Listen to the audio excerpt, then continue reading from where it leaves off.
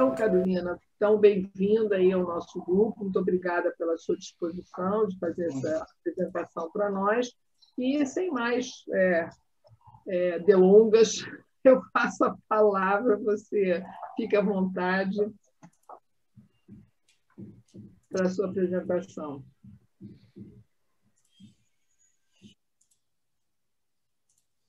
Apesar de 1 ano de pandemia, eu ainda não aprendi a tirar o botão do mudo antes de começar a falar. Não, obrigado por esse convite, Carmen, Adriano. É um prazer estar aqui. Meu nome é Carolina Alves, eu sou a Research Fellow e Teaching no departamento de... Research Fellow e professora no departamento de Economia aqui em Cambridge. Eu fiz o meu doutorado aqui no SOAS com o professor Alfredo Saad e o professor Ben Fine. Eu saí do Brasil já tem um tempo, eu saí do Brasil em 2007, não para estudar fora, por outros motivos. Naquele momento eu tinha terminado um mestrado em Sociologia no IFISH, na Unicamp, com Jesus Ranieri e com a ajuda do professor Miglioli naquele momento. E aí, meio que desisti da carreira acadêmica naquele período e aí acabei voltando já, dando no exterior aqui no SOAS e terminei o meu doutorado em 2018. O meu doutorado ele foi sobre a dívida pública brasileira, nesse contexto, tentando entender a dívida pública brasileira no contexto da financiarização. Então, eu estudei do período de 1994 a 2014, para tentar entender a dinâmica da dívida pública nesse contexto, quais eram os drivers da dívida pública, se muda, se não muda e tudo mais. E desde então, desde que eu terminei, estou tentando entender mais esse fenômeno da financiarização, o que resulta nesse paper aqui com alguns colegas, que é o que eu vou apresentar hoje. Acho que é isso de apresentação. Começo direto no... Tá ótimo, não, claro, não, excelente. Aliás, o paper que você mandou é fantástico, porque assim, toda a nossa literatura está no paper.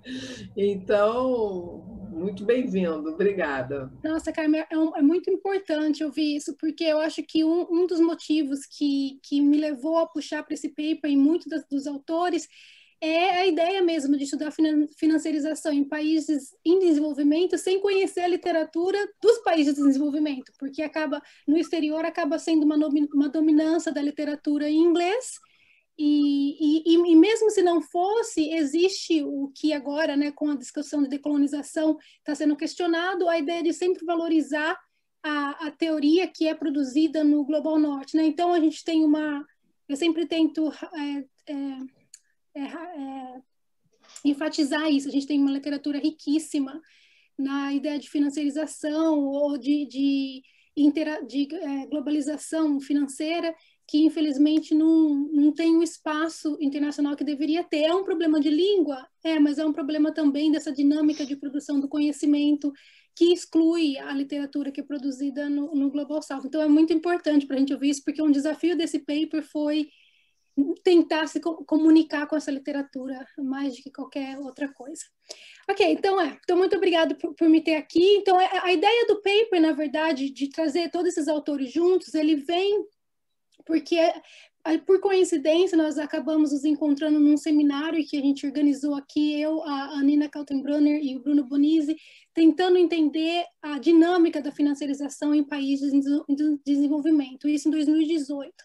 E naquele momento, recebendo um monte de submissão para isso, e também tendo experiência em jornais que recebem bastante submissão nesse assunto, a gente percebeu que vinha um fluxo bem pesado de papers empíricos, né?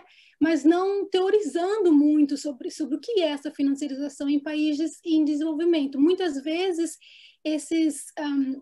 os papers, eles pegam o fenômeno que já é definido nos Estados Unidos ou na Europa, a questão do non-financial corporations, e aí vem e olha para o Brasil, ou a questão da financiarização dos households, aí vê como isso está acontecendo no Brasil, ou em países em desenvolvimento. Eu acho que o que levou realmente a gente a sentir a necessidade de uma definição foi receber um paper olhando no Nepal, que estava expandindo o sistema bancário, E essa expansão do sistema bancário era definida como financiarização, só não tinha uma... Então, a gente pensou, ok, o problema é sério, agora a gente precisa tentar entender o que está acontecendo.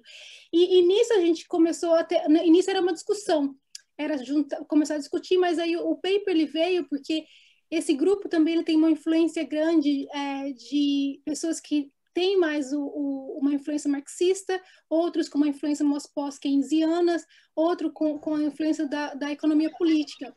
E mesmo sendo tudo agrupado na heterodoxia, né, a gente percebeu que entre a gente existia uma diferença de ênfases muito grande em como entender esse fenômeno, né? No caso dos pós-keynesianos, nesse artigo no grupo, a questão da hierarquia da moeda era mais importante. Para os marxistas ia ser essa questão da classe, a subordinação da classe, e aí que veio a ideia do artigo, porque a gente percebeu que a dificuldade não era só essa questão empírica da teorização, ou a própria ideia do conceito de financiarização ser um conceito difícil de definir, mas era também como, na heterodoxia, tentar olhar para essas diferentes definições, dado escolas de pensamentos diferentes, e falar, ok, o que é comum aqui, o que não é comum? E aí, nessa discussão, esse artigo acabou... É o que dá realmente o pano de fundo desse artigo. E é o que nós estamos tentando, é ainda um working paper, então a gente está aberto à discussão para tentar ver se é possível ter uma framework, alguma coisa, um tipo de teoria que dá para envolver a maioria das escolas heterodoxas em ter uma referência que a gente sempre pode voltar e falar, olha, isso é International Financial Subordination, que está aqui entre todas as axes aí, que a escola heterodoxa tem a sua tradição. Claro que a dificuldade, antes de eu começar a apresentar, é realmente... Né, ter uma teoria geral para as coisas é sempre muito complicado, em qualquer área de estudo. Então, essa não é uma tentativa de apagar as particularidades, mas de realmente tentar ver se é possível ter uma comunicação entre essa literatura, entre diferentes approaches aí na definição de financiarização. Eu tenho eu preparei uma apresentação curta do paper, eu vou dividir aqui, que eu acho que fica mais fácil deixa eu ver, de acompanhar. Peraí.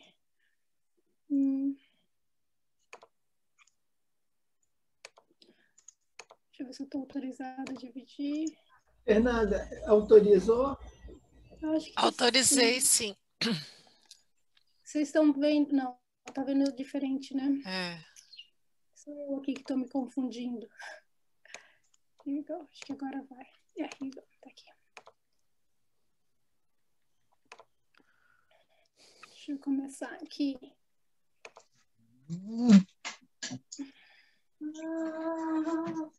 Ok, tá dando para ver certinho? Tá. Ok, então o nome do paper é a própria framework que a gente está tentando, né, ter uma definição, que é International Financial Subordination, e a ideia de ser uma Critical Research Agenda é realmente para mostrar que a gente está usando a literatura na economia que é mais crítica, né? Então, esses são os grupos de autores que estão envolvidos nisso. Como eu estava tentando explicar, nasceu de uma discussão mesmo de um grupo de estudo. Então, eu vou começar um pouco, para entrar mesmo na discussão do paper, eu acho que é interessante falar do problema em si, né? Por que tentar teorizar isso é importante, o que está acontecendo? Então, a gente tem esses três aspectos que são conectados aqui, que a gente está tentando, que a gente vê como o problema, né? Um é olhar para os últimos 30, 40 anos e ver como as economias emergentes em desenvolvimento tiveram mais espaço, mais poder econômico no cenário internacional, ficaram mais visíveis no cenário internacional por diversas razões, né? Mas o quanto que isso vem acompanhado de uma posição subordinada, né? Aqui essa posição subordinada, literalmente só para descrever mesmo a situação como que elas entram nesse mercado financeiro e global, nesse sistema monetário internacional. E isso, de uma certa maneira, é o que na verdade entra, essa posição subordinada é o que a gente vê como restringindo atores domésticos, mas também instituições dentro desses países em desenvolvimento e também fazendo esses países serem mais vulneráveis a crises, né? Então, isso não é novo, claro que o que eu acabei de descrever tipo beabá para quem está estudando qualquer país em desenvolvimento, e principalmente para a nossa tradição no Brasil, estruturalista e desenvolvimentista, isso a gente sabe de frente para trás. E essa posição subordinada também, ela não traz muito de novo, se você pensar em alguns aspectos disso, né? Por exemplo, se a gente focar em alguns pontos mais recentes, a gente tem essa questão desses surtos, né, de capital nesses países, que causa desvalorização cambial, que causa a questão da instabilidade financeira, e como esses surtos eles são determinados pelo ciclo líquido internacional. Então, também isso é algo que a gente está bem familiar. Claro que a pandemia deixou isso bem visível, mas também a crise de 2007 e 2008 ela é mais interessante para países desenvolvidos por outras causas, né? Mas acho que a pandemia ela deixou muito claro como que essas economias são vulneráveis e são, né, o investimento que vão para essas economias são investimentos várias vezes especulativos, muitas vezes especulativos, que na hora que, por causa dessa questão da hierarquia da moeda, na hora que tem algum problema, esse capital realmente foge desses países. Mas claro que isso, se você só foca nisso, é muito fácil ouvir uma crítica falando, mas isso é porque você está focando na crise, aí, né, isso são momentos particulares. Apesar que a tradição marxista não vai entender a crise como um momento particular no capitalismo, né, mas como uma constância.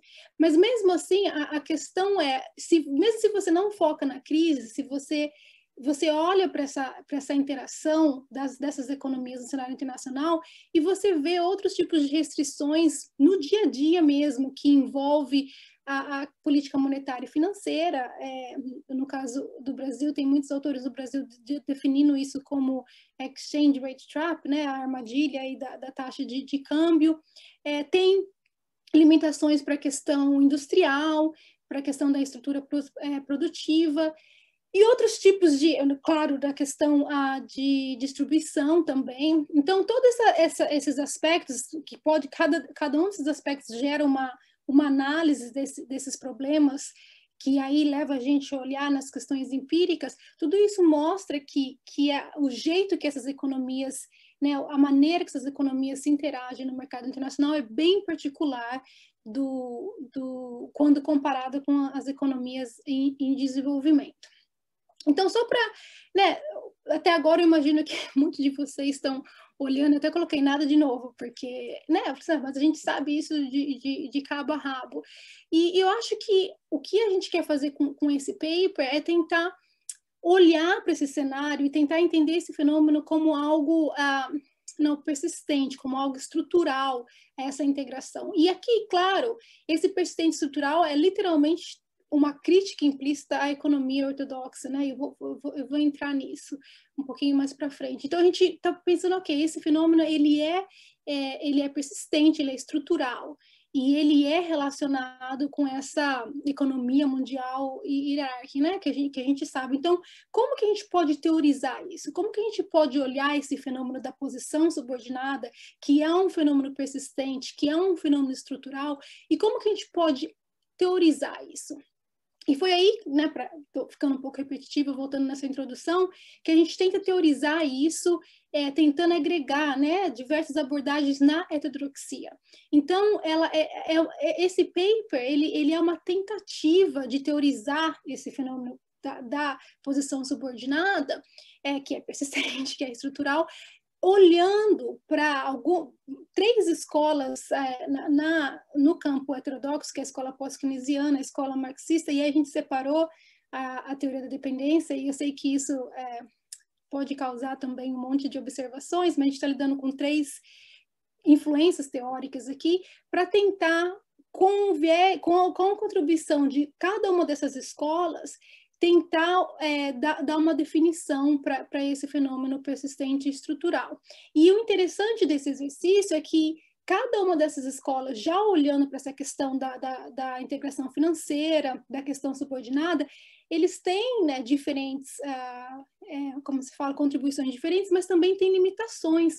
Então, eu não vou entrar nisso na apresentação, mas no paper a gente discute escola por escola para tentar mostrar o que é rico, e isso é ainda um processo que a gente está estudando e tentando elaborar, mas cada escola a gente olha e tenta ver como que essas escolas estão entendendo esse fenômeno e quais são os limites aqui. Então, isso foi um exercício também muito interessante, porque, como eu disse, né, os autores têm informações diferentes, então foi um exercício interessante para um pós-keynesiano dar mais atenção para o que o marxista vai considerar como que e vice-versa.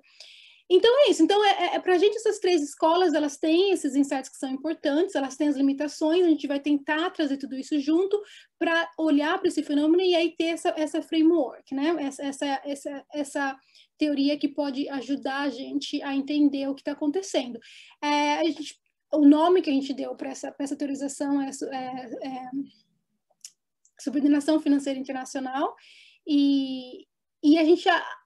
A definição em si, ela volta no fenômeno, ela volta nas três escolas, mas o que aconteceu com esse exercício de olhar para as contribuições nas três diferentes escolas é que a gente foi capaz de identificar 6, a gente está chamando de eixos analíticos aqui, e é complicado um pouco, porque numa outra discussão, quando a gente estava apresentando esses 6 eixos, né, a gente recebeu uma crítica, mas história é questão de interdisciplinaridade, dinheiro não tem nada a ver com interdisciplinaridade.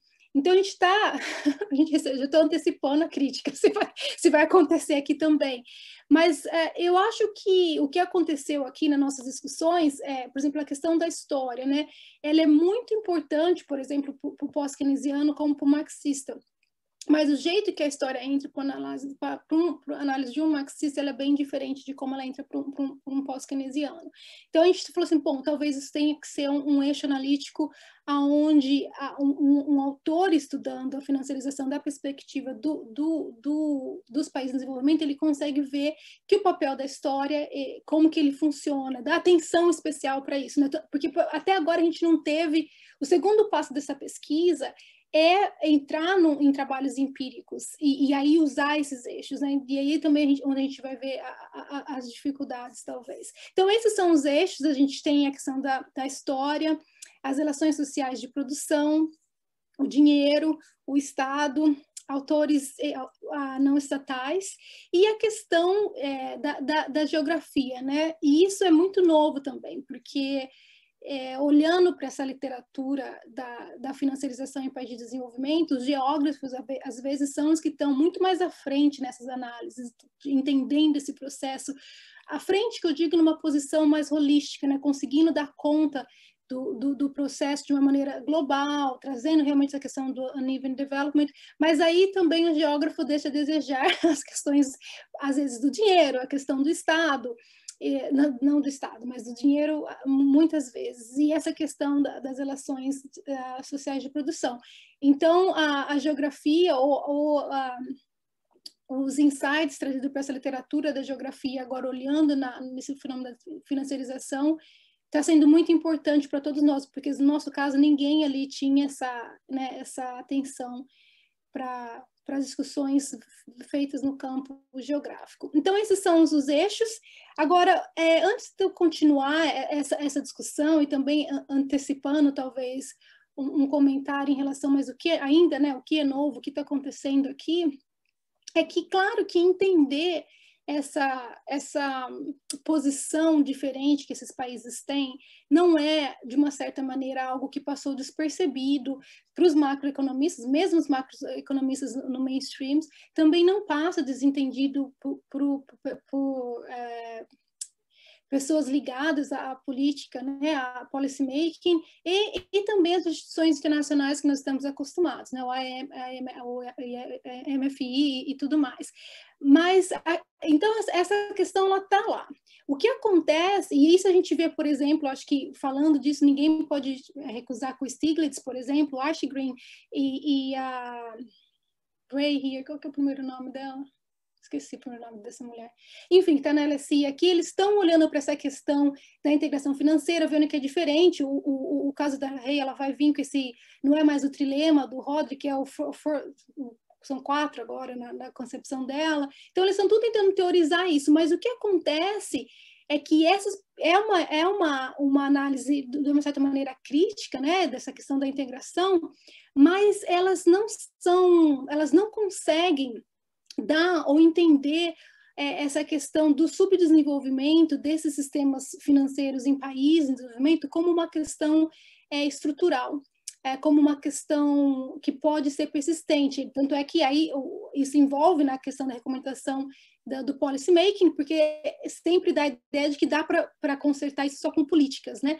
Que seja que é má gestão macroeconômica, ou são falhas de regulação no mercado, ou é o Estado que está falhando, que está interferindo muito ou interferindo pouco, ou no caso de alguns países de desenvolvimento, essa literatura adora falar que tudo é corrupção, né? A gente não consegue resolver isso porque o país é corrupto. Então, assim, essas têm uma manifestação muito desanimadora nessas análises, e que não só impede de entender o fenômeno de uma maneira estrutural e mais holística, mas também de ter recomendações no policymaking que são mais efetivas, né?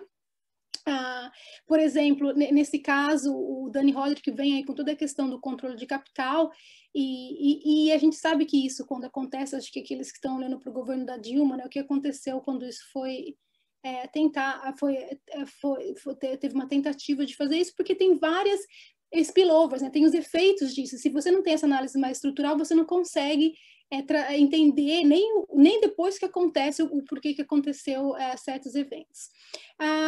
Então, assim, a nossa ideia estar com essa definição de subordinação financeira internacional como um fenômeno persistente estrutural, desculpa estar repetitiva, que tem a ver com que essa integração, ela é integração num sistema capitalista que é desigual, que é hierárquico, e que a gente precisa, então, ter uma investigação teórica, sistemática disso, e que também nos dá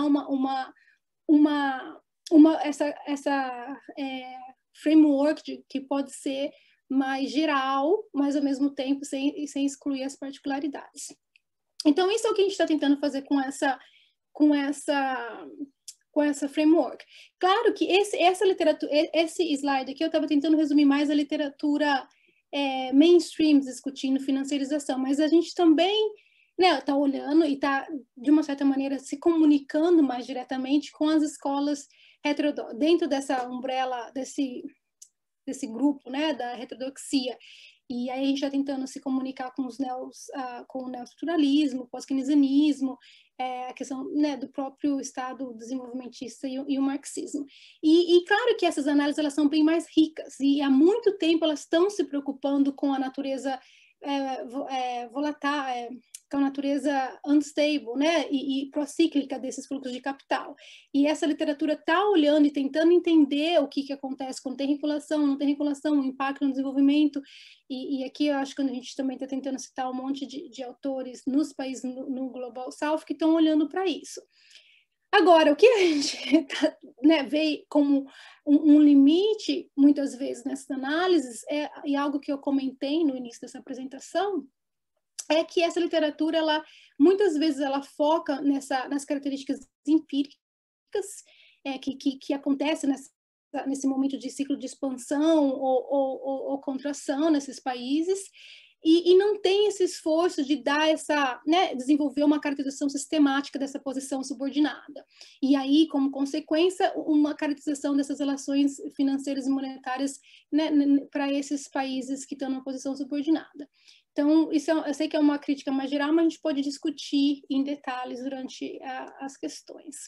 Um outro ponto que a gente vê aqui é, de uma certa maneira, que há um pouco...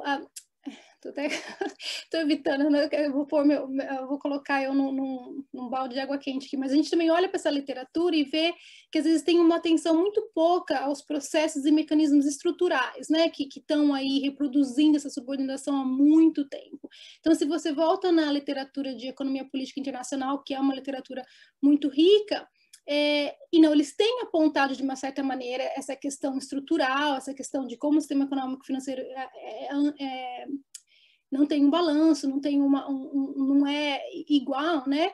Mas, ao mesmo tempo, às vezes o foco aí é muito na questão da hegemonia dos Estados Unidos, e aí as implicações para os países em desenvolvimento, mas às vezes não um pouco a discussão da relação ao contrário. O que está acontecendo nas relações?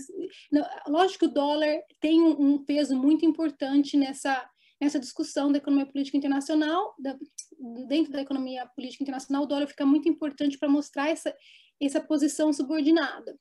Mas, às vezes, o foco é muito mais nesse poder hegemônico dos Estados Unidos do que nas implicações e tudo mais. Aqui também tem uma literatura internacional que a gente cita no paper. Tá, bom, a gente pode voltar, acho que eu fiquei um pouco confusa nesse slide aqui das escolas heterodoxas, a gente pode voltar durante a discussão do que são essas limitações que a gente está vendo. Acho que só isso, deixa eu ver se tem muito mais. Eu acho que das escolas heterodoxas, mais era isso que a gente queria destacar. Lógico que tem a literatura heterodoxa, ela é mais interdisciplinar, e ela é muito mais interessante, e ela está olhando, ela está fazendo essa análise de uma maneira muito mais rica, ela está olhando para as implicações. Mas essa literatura também, ela é uma literatura mais recente, que está fazendo isso de uma maneira um pouco mais diferente do que aquela literatura que estava focando mais no dólar. Então, ela é uma literatura, por exemplo, você pega a Kaltenbrunner, que vai olhar para o que está acontecendo com os investidores, ou a questão de autores que estão olhando para o que está acontecendo com as non-financial corporations nesses países. Ela é uma literatura mais recente, mas, de novo, a gente vê que está faltando a sistematização, né? Ela é uma literatura empírica, ela é uma literatura não para o desenvolvimento e o contraste entre produtivo e financeiro, ou o comportamento dos investidores, ou o papel do Estado, mas ela não está oferecendo essa sistematização, né? Que é o que a gente está querendo oferecer com essa framework, porque a gente acha que trazer esses aspectos juntos, ter uma sistematização, ter uma framework que nos permita trazer vários aspectos dessa financiarização, mesmo que a gente não está estudando todos eles seja o tópico que a gente está considerando, mas que evite a gente ficar só numa discussão empírica. E eu acho que isso é muito importante. Eu lembro, quando fazendo a minha discussão da dívida pública no Brasil, que inicialmente eu me deparei com alguns papers olhando para essa questão da financiarização em países de desenvolvimento mais geral, não só no Brasil, e achei muito olhando para as non-financial corporations, e depois comecei a achar muito papers falando dessa questão das famílias se endividando, né? E a questão, por exemplo, da non-financial corporation, se você olha para o tamanho do mercado financeiro da América Latina inteira, comparado com os Estados Unidos, será que isso dá para, então, dar uma generalização que financiarização em países como o Brasil é essa a principal característica? Ou no caso das famílias endividadas, nos Estados Unidos isso acontece, junto com isso acontece o fenômeno de eu odeio essa palavra, securitização. Mas esse fenômeno no Brasil também, ou na América Latina, qual que é o mercado de securitização no Brasil? É um mercado que é grande o suficiente para a gente poder falar que a financiarização no Brasil ou em países da América Latina vai ter esse aspecto com uma característica principal? Eu lembro que na época eu tive um dado da questão da dívida pública e dívida privada na América Latina, e a dívida pública representava 80% do GDP, eu acho, da América Latina, e a privada 20%. Será que isso também não dá para a gente pensar que talvez o entendimento da financiarização no Brasil tenha outros aspectos que não, mas essa questão do setor privado, talvez o Estado tenha um papel mais diferente, a dívida pública tenha um papel mais importante. E essas questões, elas não são possíveis de ser respondidas se você tem um aspecto da sua pesquisa muito empírico, muito específico, mas não tem uma framework que te guia nisso. Porque o problema não é dar um zoom e olhar aquele aspecto, mas esse aspecto não ser parte de uma framework mais interessante que te permite ver as consequências do que você tá analisando. Então é isso. Então o objetivo do nosso artigo literalmente uma fundação, dar uma fundação para os trabalhos que estão trabalhando com financiarização internacional, tentar reconstruir em países de desenvolvimento, tentar reconstruir o conceito de financiarização da perspectiva do Global South, sem ter a perspectiva do Global North, tentar implementar isso nessas análises e tentar trazer essas escolas de pensamento juntas. Lógico, a gente sabe que existe, né, princípios metodológicos e teóricos em cada escola que pode fazer que seja incompatível tentar trazê-las né, juntas para essa análise, mas é um esforço que nós estamos tentando fazer. Então, acho que esse é um geral do paper. Eu coloquei, sei que tem muita coisa para olhar aqui e eu não vou tentar entrar nisso, mas uma coisa que a gente percebeu no paper que seria interessante apresentar um resumo aí do que acontece quando a gente está olhando para essas 3 escolas, né? A gente separou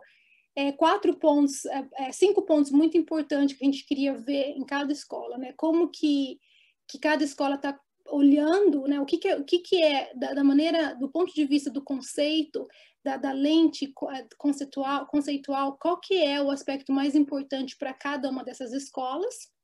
Então, a gente tentou fazer isso. E um outro aspecto que a gente tentou olhar são quais são os agentes principais para cada escola de pensamento, que também foi um exercício muito interessante. E, claro, essa parte foi muito interessante, tentar ver as manifestações empíricas para cada uma dessas escolas também. E aí, um ponto que a gente, na verdade, aqui na tabela não parece, é um dos pontos mais curtos, mas que deu mais trabalho para a gente, foi entender como cada escola vê quais são os drivers do processo de financiarização em países em desenvolvimento. Então, isso também foi um exercício muito, muito interessante. E aí, claro, o final é o limite de cada uma dessas escolas, né? Então, na questão da teoria da dependência, por exemplo, né, tentar olhar aqui que tem momentos que tem né, a prioridade as relações core e periferia, mas aí isso acontece às vezes deixando de lado um pouco, não dando atenção para as relações, como as relações mais práticas e concretas aí que estão dando a fundação para esse fenômeno, né? Então, esse é um exemplo só, ou da questão da literatura pós-keynesiana. Um dos limites foi não olhar para as relações de produção. Isso foi muito polêmico na nossa discussão, mas também foi um dos pontos que a gente concluiu. Enfim, não vou ler a tabela inteira, mas isso é um trabalho ainda em andamento. A gente sabe que é polêmico, mas é o que a gente está tentando fazer. E é isso, acho que faz mais interessante, é mais interessante a gente discutir do que eu ficar falando muito aqui. Muito obrigada, Carolina, excelente. Eu acho que assim, o grupo ele tem muita experiência, exatamente o que você falou. Assim, a gente estuda financiarização, mas a gente sempre olha a lente, né, do país, né, dos Estados Unidos e tal, o que acontece na Europa, e fica tentando ver se a gente enxerga as mesmas coisas das nossas experiências, né?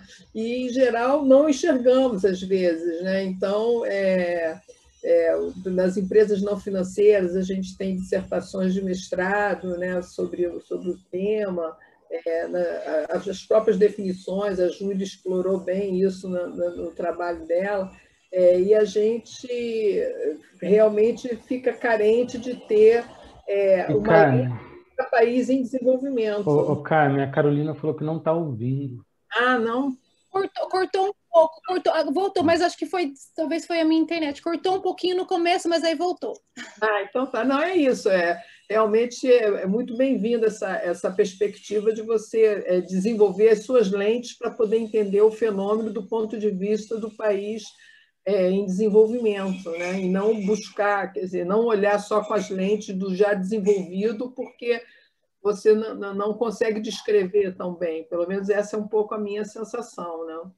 Eu acho que as experiências dos em desenvolvimento vai ser uma trajetória diferente, a gente precisa construir esse framework. Achei muito interessante a proposta. E de juntar, né, as escolas, né, que Maru bem estão tem essas agendas de pesquisa, né?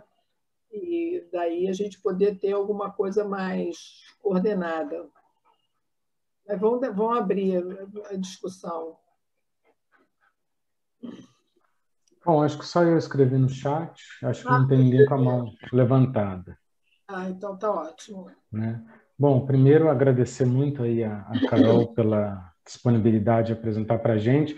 Como eu falei para ela desde o começo, quando ela falou a proposta do artigo, né, eu falei, bom, casa muito com o que a gente vem estudando, com o interesse de muita gente aqui, né? Você tocou aí em pontos que, né, a Júlia fez a dissertação, o Vinícius e o Edu fizeram a dissertação, um monte de gente aqui trabalha diretamente, né? Eu acho que assim, o objetivo do artigo tem essa importância que você falou, é bem relevante, até porque assim já tem uma questão difícil que é definir financiarização, né?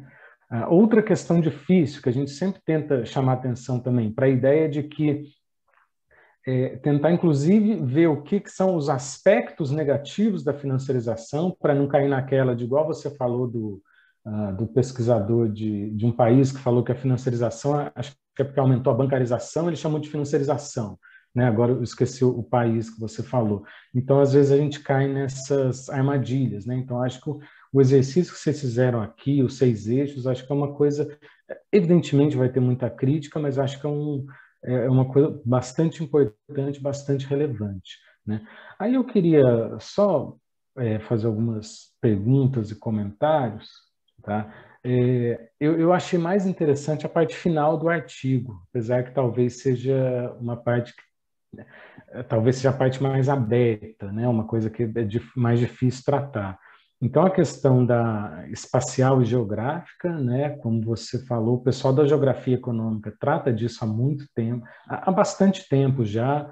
A gente fez um seminário na UF há uns 2 anos, né, que foi o pessoal da geografia que estudava financiarização, então é um diálogo bastante interessante. E a outra coisa que eu achei talvez o mais interessante é a questão de olhar não para o Estado não como uma vítima só da financiarização, mas olhar o Estado e agentes não financeiros, a forma pela qual eles fazem essa integração financeira, porque tem classes ou frações ou setores nas economias emergentes que estão interessadas nessa integração, né? Mesmo que ela não seja boa para o país em si, para eles é bom. Então, isso na economia política internacional é muito legal, né? A Susan Strand, mesmo o pessoal mais liberal, trata isso desde a década de 70, atores não estatais. A gente não pode pensar nas relações internacionais só como uma relação de nações, né? E tem a teoria, a abordagem neogramsciana, o Robert Cox, o Katzenstein, que eles tratam, eu acho interessante, não é o Estado, é a relação Estado-sociedade. Então você tem que olhar quem sustenta o Estado, qual é, digamos, a ideologia do Estado, que eles chamam de bloco histórico, né? Então acho que quando você olha o Estado não como essa coisa fechada, né, mas como um conjunto de interesses sustentando ali um governo, né? É uma coisa mais complexa ali que o Gramsci usa até religião, igreja, né? Então, acho que quando você olha não para o Estado fechado, mas como os agentes interessados na integração, acho que isso foi uma das coisas que eu achei mais interessante, né? Porque vem muito da economia política internacional e é uma coisa que talvez falte tratar melhor quando se fala pelo menos da teoria, nas abordagens pós-keynesianas de financiarização e de integração financeira internacional, acho que é uma coisa que falta, né? Então, achei bem interessante e me lembrou na hora aí dessa abordagem neogramsciana, tá? E só mais 2 coisas bem rápidas, tá? Naquela parte da hierarquia pós-keynesiana, eu fiquei um pouco com a impressão, não sei se de fato é isso, que vocês também estão dizendo que, digamos, o objetivo, o que o Estado deveria fazer, ou que a teoria pós-keynesiana defende, é que o país deve buscar subir algum degrau na hierarquia, tá? Que, na verdade, eu vejo, assim, no pessoal pós-keynesiano, você tem muita ênfase de que colocar mais controle ou fazer reservas não é a questão central. Isso é uma estratégia defensiva, tá? Para você mitigar o problema, mas o problema é sistêmico, tá? Ou seja, você tem que ter menor mobilidade de capital, tá? Porque a mobilidade de capital ela reforça as implicações negativas da hierarquia, né? E outras reformas, enfim, como ter uma moeda global, né? Como seria mais ou menos o objetivo do direito especial de saque, ou voltando lá no banco do Keynes, tá? Mas eu acho que a questão da mobilidade de capitais, não de uma forma isolada, autônoma, mas pensada conjuntamente, né? Você tem um sistema monetário, financeiro internacional de maior cooperação, de menor mobilidade de capitais, né? Então, acho que na teoria pós-keynesiana isso é chamado bastante atenção. Não são soluções individuais defensivas que vão resolver alguma coisa, nem deve ser o principal objetivo, tá? Mas como eu falei, talvez seja a minha leitura do artigo, né? E uma última coisa, para terminar, que eu já me alonguei bastante, acho que uma coisa que no Brasil eu ainda vejo pouco é a questão da Critical Macrofinance, que é muito da Daniela Gabor, né? Não sei nem se é assim que falo o sobrenome dela, mas essa questão de você enxergar o papel, ou como e engraçado, quando eu li pela primeira vez, eu não fiz a relação direta com o Minsky, e você fala que é uma abordagem minskiana, mas faz todo sentido, porque se as relações financeiras estão fundadas no dólar, né, quando você tem uma crise, aí vai importar como foi financiado, como as relações financeiras foram financiadas. Então, estou me atrapalhando um pouco, mas enfim, a ideia da Critical Macrofinance, né, é a ideia de que, como inclusive os bancos e instituições financeiras da Europa se financiam em dólar, quando você tem uma crise, a crise, todo mundo vai querer o dólar e todo mundo vai querer o ativo seguro, que é um pouco diferente de outras abordagens pós-keynesianas, né? Eu acho que é uma abordagem muito mais rica nesse sentido de olhar para a configuração do sistema financeiro internacional contemporâneo, né? Então, acho muito legal vocês terem trazido isso. Tá? Desculpa aí, pessoal, mas já foi.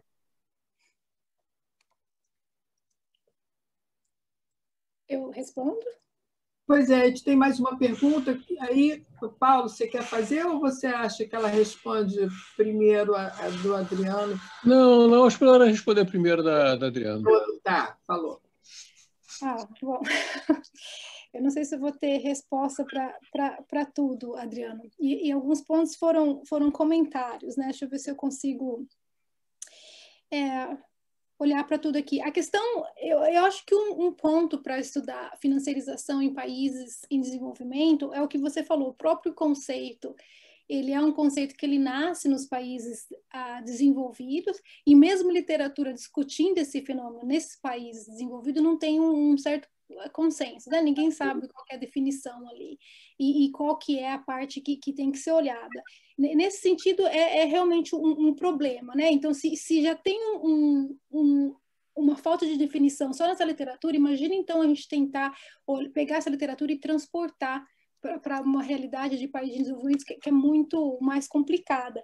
E essa questão, ela se torna...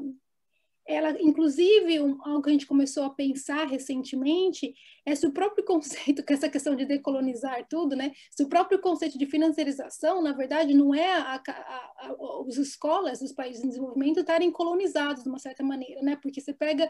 E isso a gente recebeu uma crítica muito profunda da professora Jayat Ghosh, falando por que a gente tem que usar esse conceito, né? A literatura indiana está discutindo integração financeira há anos, é rica, é interdisciplinar. Agora a gente vai e usa esse conceito do Global North, não funciona para a gente quer redefini-lo nas nossas lentes, quando a nossa literatura não tem um conceito, mas está lidando com esses problemas da integração financeira e dessa dicotomia entre a relação do sistema financeiro e produtivo e os impactos disso para desenvolvimento.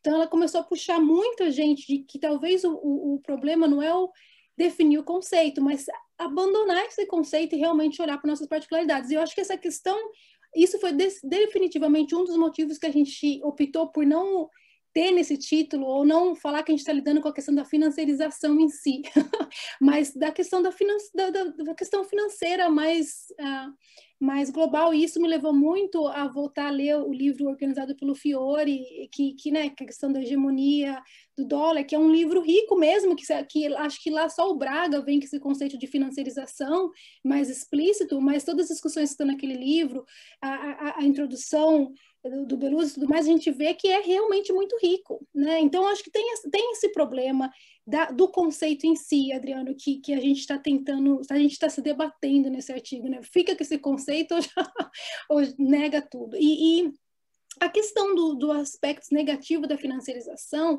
ela é um outro problema, porque muitas vezes ela cai numa dicotomia muito simplística, que é essa dicotomia entre a produção e o financeiro, que é o que dá realmente o quebra entre os marxistas e os pós-keynesianos, né? Eu vou voltar nessa questão depois na questão da hierarquia, porque, claro, se essa dicotomia, ela não é uma dicotomia que tem a ver com a contradição, com a questão da exploração do trabalho, voltar na teoria do valor do trabalho, você acha que então as políticas que vêm dessa interpretação em relação a como que você domestica, né, como que você controla essa parte financeira para aí poder, no caso dos países de desenvolvimento, para aí poder promover esse desenvolvimento de uma maneira não tão contraditória, né? E a questão é, se você pega a discussão mais marxista, né, tem uma crítica que a questão não é a financiarização, a questão é o capitalismo em si, e a limitação do desenvolvimento para países em desenvolvimento dentro do sistema capitalista,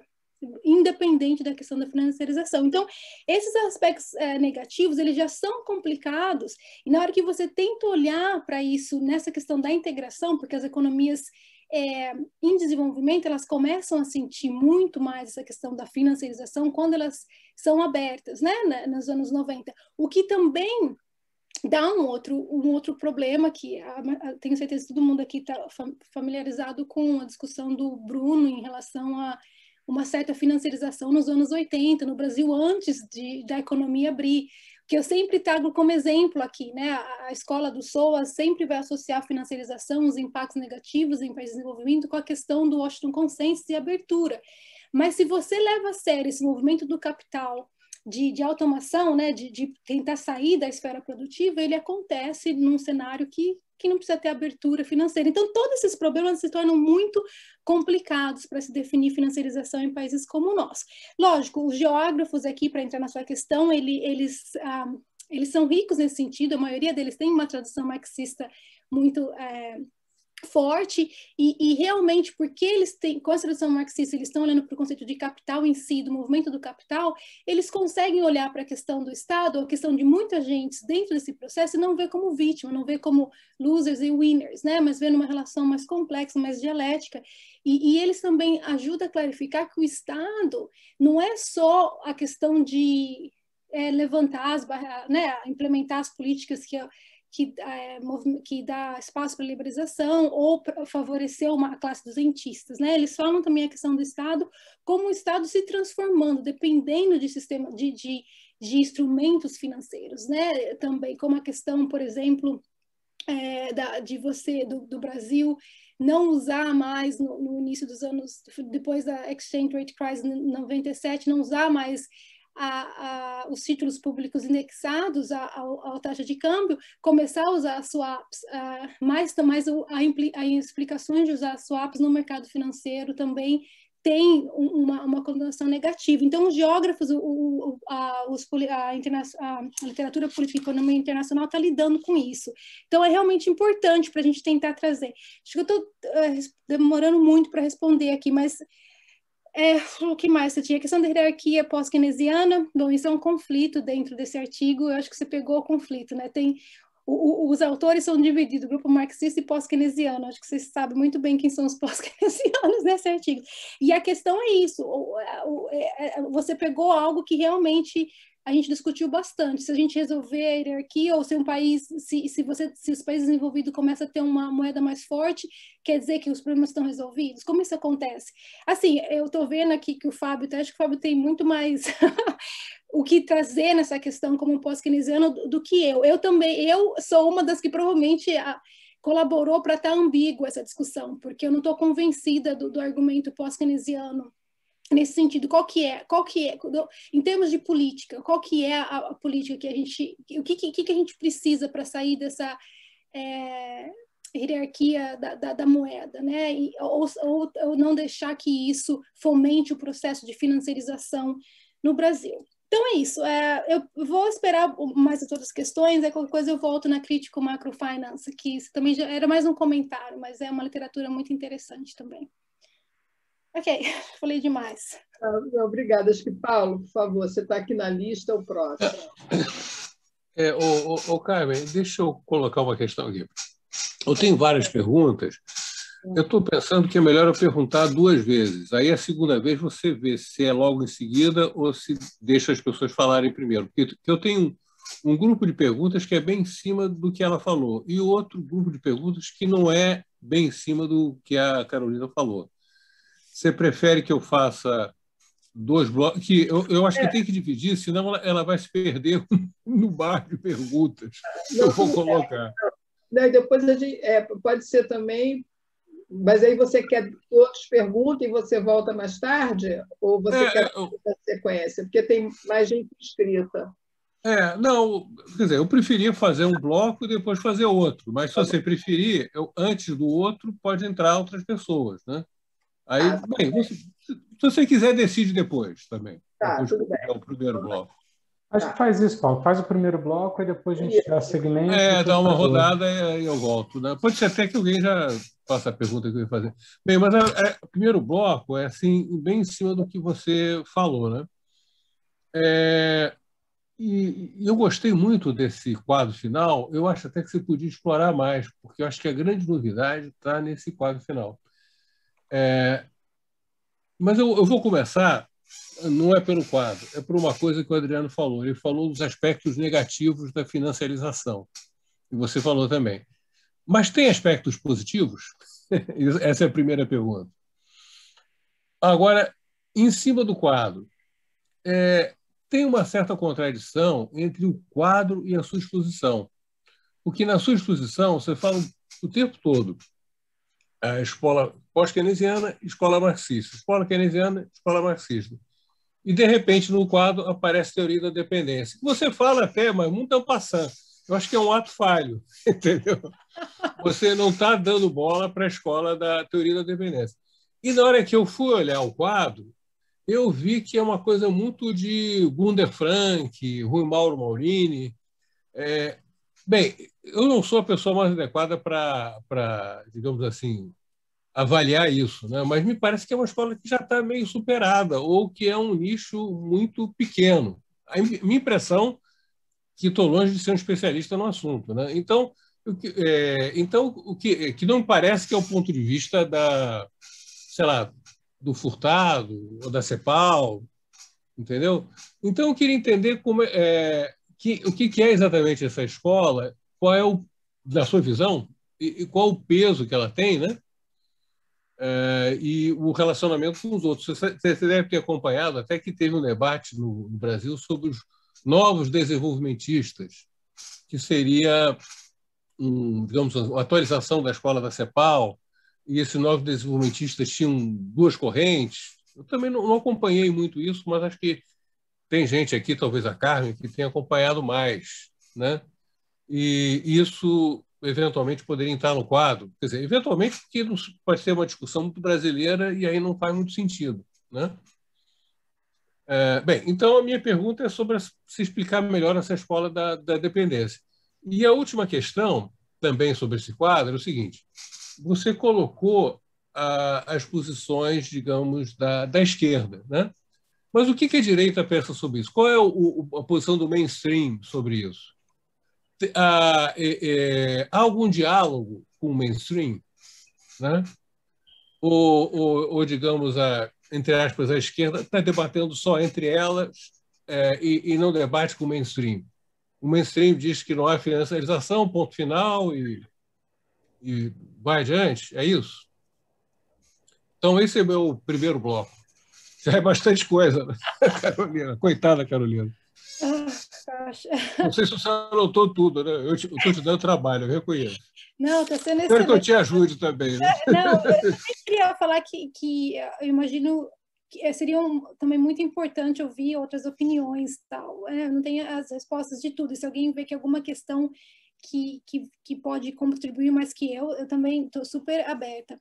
A questão dos aspectos positivos da financiarização é muito interessante, porque isso leva volta, e o que isso faz é realmente tentar forçar a gente a ter uma certa framework, uma certa perspectiva, porque, por exemplo, tem muito do argumento com a questão do financial deepening, né, que acaba dando todo esse o motivo, né, a fundação para a financiarização, que isso vai, na verdade, causar o desenvolvimento, né, que isso vai promover desenvolvimento em alguns países. Apesar que no Brasil tem estudos agora deixando isso bem claro que isso não aconteceu. Mas tem estudos empíricos more mainstreams que estão falando que esse financial deepening causa esse processo de desenvolvimento. E eu acho que a questão aí depende da perspectiva que como a gente está olhando isso, porque se você tem uma análise, por exemplo, de classes, claro que essa questão de aspectos positivos, ela sempre vai voltar para ver quem são os winners e os losers, se a desigualdade está aumentando ou não. Agora tem estudos interessantíssimos olhando em países desenvolvidos, né, mostrando que uma das consequências muito claras da financiarização, apesar de alguns ganhos, é o aumento da desigualdade. A desigualdade das duas, né? Income wealth e a de... Não, como que é isso em português? A desigualdade de renda e a desigualdade de assets, né? Que os dois estão aumentando. Então, eu acho que essa questão dos aspectos positivos da financiarização, e aí talvez entre um pouco a questão do mainstream, né? De ter uma visão mais... um aparato teórico que permite a gente estar olhando em vários aspectos da sociedade, porque o desenvolvimento financeiro, lógico, né, a questão do mercado financeiro, de ter acesso às finanças, e entrar em toda a discussão da questão de financiamento da produção, ela acaba sendo interessante quando você tem essa liberalização. A financiarização em si, ela é um conceito para dar conta que essa liberalização, que esse incentivo do acesso à finança para promover um desenvolvimento, ela tem esses efeitos negativos, que a financiarização em si, como eu entendo ela é uma tentativa de entender os efeitos negativos do desenvolvimento das finanças. Então, eu não consigo ver a financiarização em si tendo, eu não sei se estou sendo clara, tendo uma definição positiva. Porque senão ela não seria um conceito. A heterodoxia, ela não viria com o conceito da financiarização, ela ficaria bem como a mainstream está abordando isso. Tem desenvolvimento financeiro. Mas você não vê aspectos positivos na financiarização. Eu queria entender bem essa posição. Isso tá ficando no recording aqui. Eu vou falar sim, mas vou pensar. Não, ótimo, uma boa resposta. É uma boa resposta. Eu acho que talvez eu fui confusa. Acho que tem duas coisas. Falando com você, meu raciocínio foi ficando claro na minha cabeça. Eu acho que o conceito em si, ele nasce para dar conta de um desenvolvimento financeiro que é mais complexo de como o mainstream vê. Essa complexidade, ela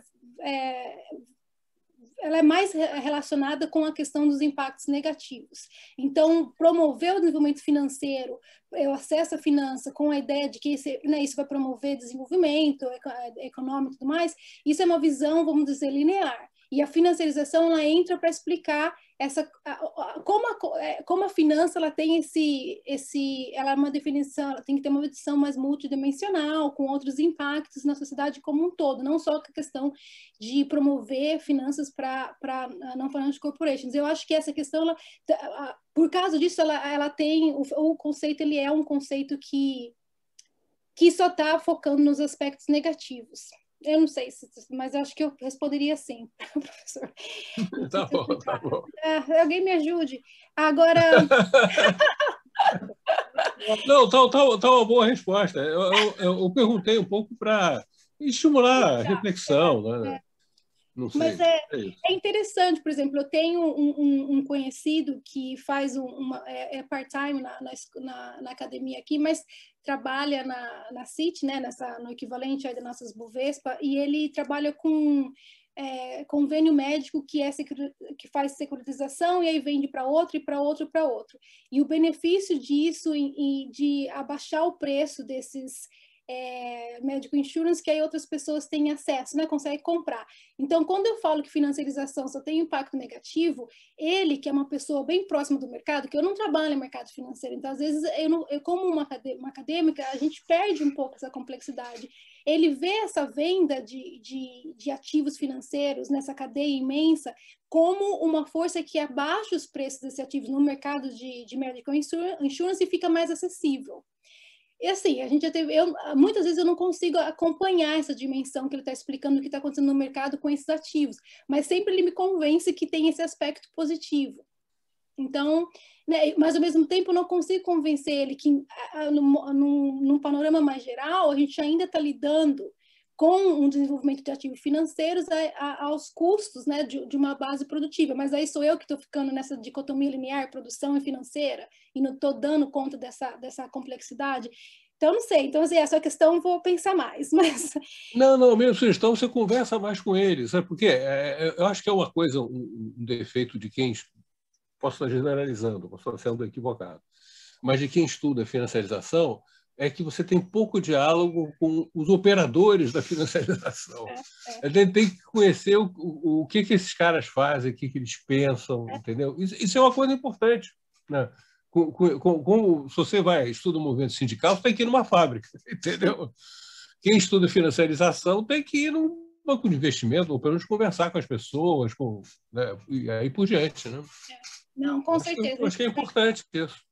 Não, importantíssimo. Eu vejo isso como pesquisadora uma falha minha de não ter feito esse trabalho e eu me vejo muito distante do mercado. Toda vez que eu apresento para uma audiência bem próxima do mercado, eu sempre caio, sempre em pepino, porque eu não dou conta desses mecanismos, né? É complicado.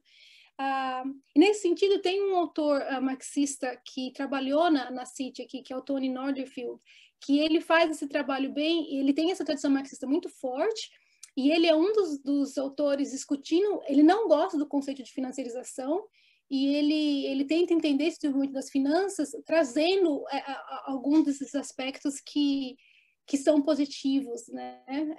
Então tem que ler mais ele, eu acho.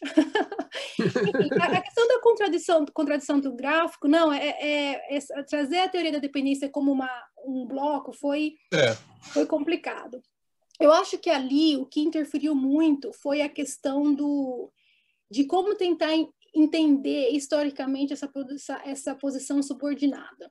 E a gente percebeu que a tradição da escola da dependência, ela é uma tradição que, apesar de não falar diretamente, não está discutindo colonialismo diretamente, quando ela está trazendo as particularidades desses países, fica muito claro os efeitos que o colonialismo teve nesses países. E a gente, apesar que os marxistas vão ficar bravos comigo aqui, mas a gente não vê isso tão direto nos marxistas. Mas esse é o problema, né? Muitos marxistas estão na escola estão na Dependency Theory, né? Mas tem essa questão da gente achar que alguns autores lá, eles são mais claros, tentam teorizar mais diretamente essa questão do uneven development com os legados coloniais. E aí isso explicaria, né?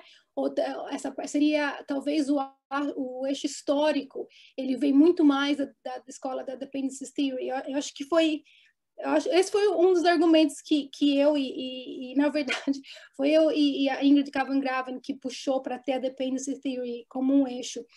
Mas eu acho que, recentemente, eu discuti um paper sobre a questão climática e como que o impacto disso para países em desenvolvimento.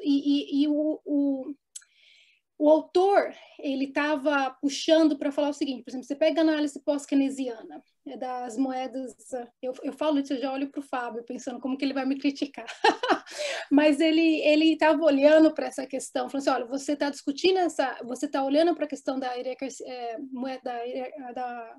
hierarquia da moeda. Mas se você não traz para essa discussão o porquê que essa hierarquia existe, né? Então, por exemplo, esse paper, ele volta, e eu acho que o Adriano mencionou essa discussão no e-mail dele, ele volta para entender que é o legado colonial, a divisão do trabalho desses países, o foco em exportar commodities, né, que faz com que na verdade é o driver da hierarquia da moeda. Então, esse paper, com esse foco da teoria da dependência, com esse foco colonial, ele está falando, o problema não é a hierarquia da moeda, o problema é como essa estrutura colonial tem que ser revertida. Se você foca só... Então, a ideia desse paper era trazer a hierarquia da moeda com a questão colonial, e tinha uma ênfase muito grande na escola da dependência nessa análise. Então, assim, como eu disse, esse paper que a gente está escrevendo não tem um trabalho empírico, mas quando eu discuti esse paper num outro evento, eu pensei comigo, se fosse para puxar ao extremo essa framework, trazendo o keynesianismo junto, o pós-keynesianismo junto com a escola marxista e com a escola da teoria da dependência, talvez esse seria uma análise que a gente teria. A hierarquia da moeda é importante, mas quais são os drivers em si da hierarquia da moeda? Onde a gente acha esses drivers e como que eles entram na análise? Eu não sei se isso ajuda, é um exemplo que veio na minha mente agora para tentar convencê-lo que a escola da teoria da dependência tem que estar lá. Mas pode ser que talvez não tenha que ser juntada com talvez a escola marxista, não sei. Não sei se eu respondi. Não, é só para você pensar, tudo bem. Bom, acho que vamos rodar então, acho que pode, o próximo acho que é o Fábio Terra, depois a gente volta outra vez, Paulo, por favor. Bom dia, boa tarde já a todas e todos. Carol, prazer imenso em revê-la, conversar contigo de novo, sem ser por e-mail.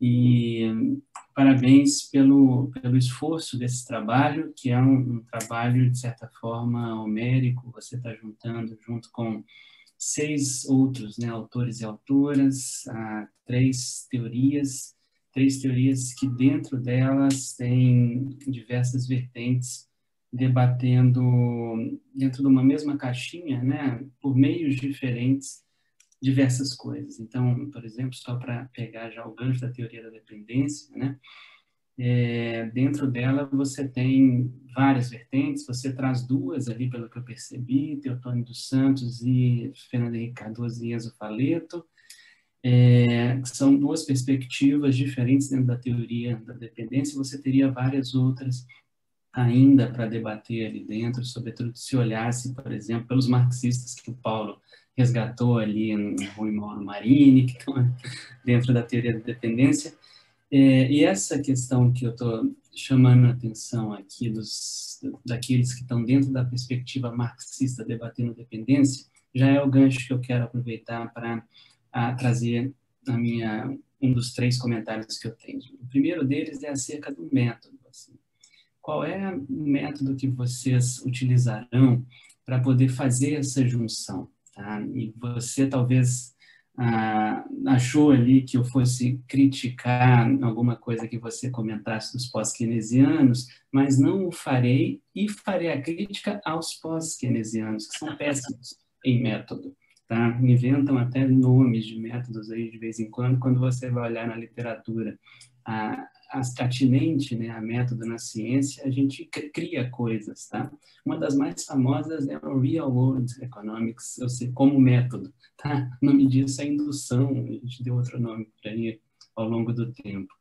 Mas, voltando, acho que os marxistas oferecem o melhor método para isso. E por que eu estou chamando a atenção? Né? Porque os marxistas colocam sempre a relação entre estrutura, né, que seria um todo, e parte, né? Quando a gente está falando do sistema financeiro internacional, isso é uma estrutura inteira.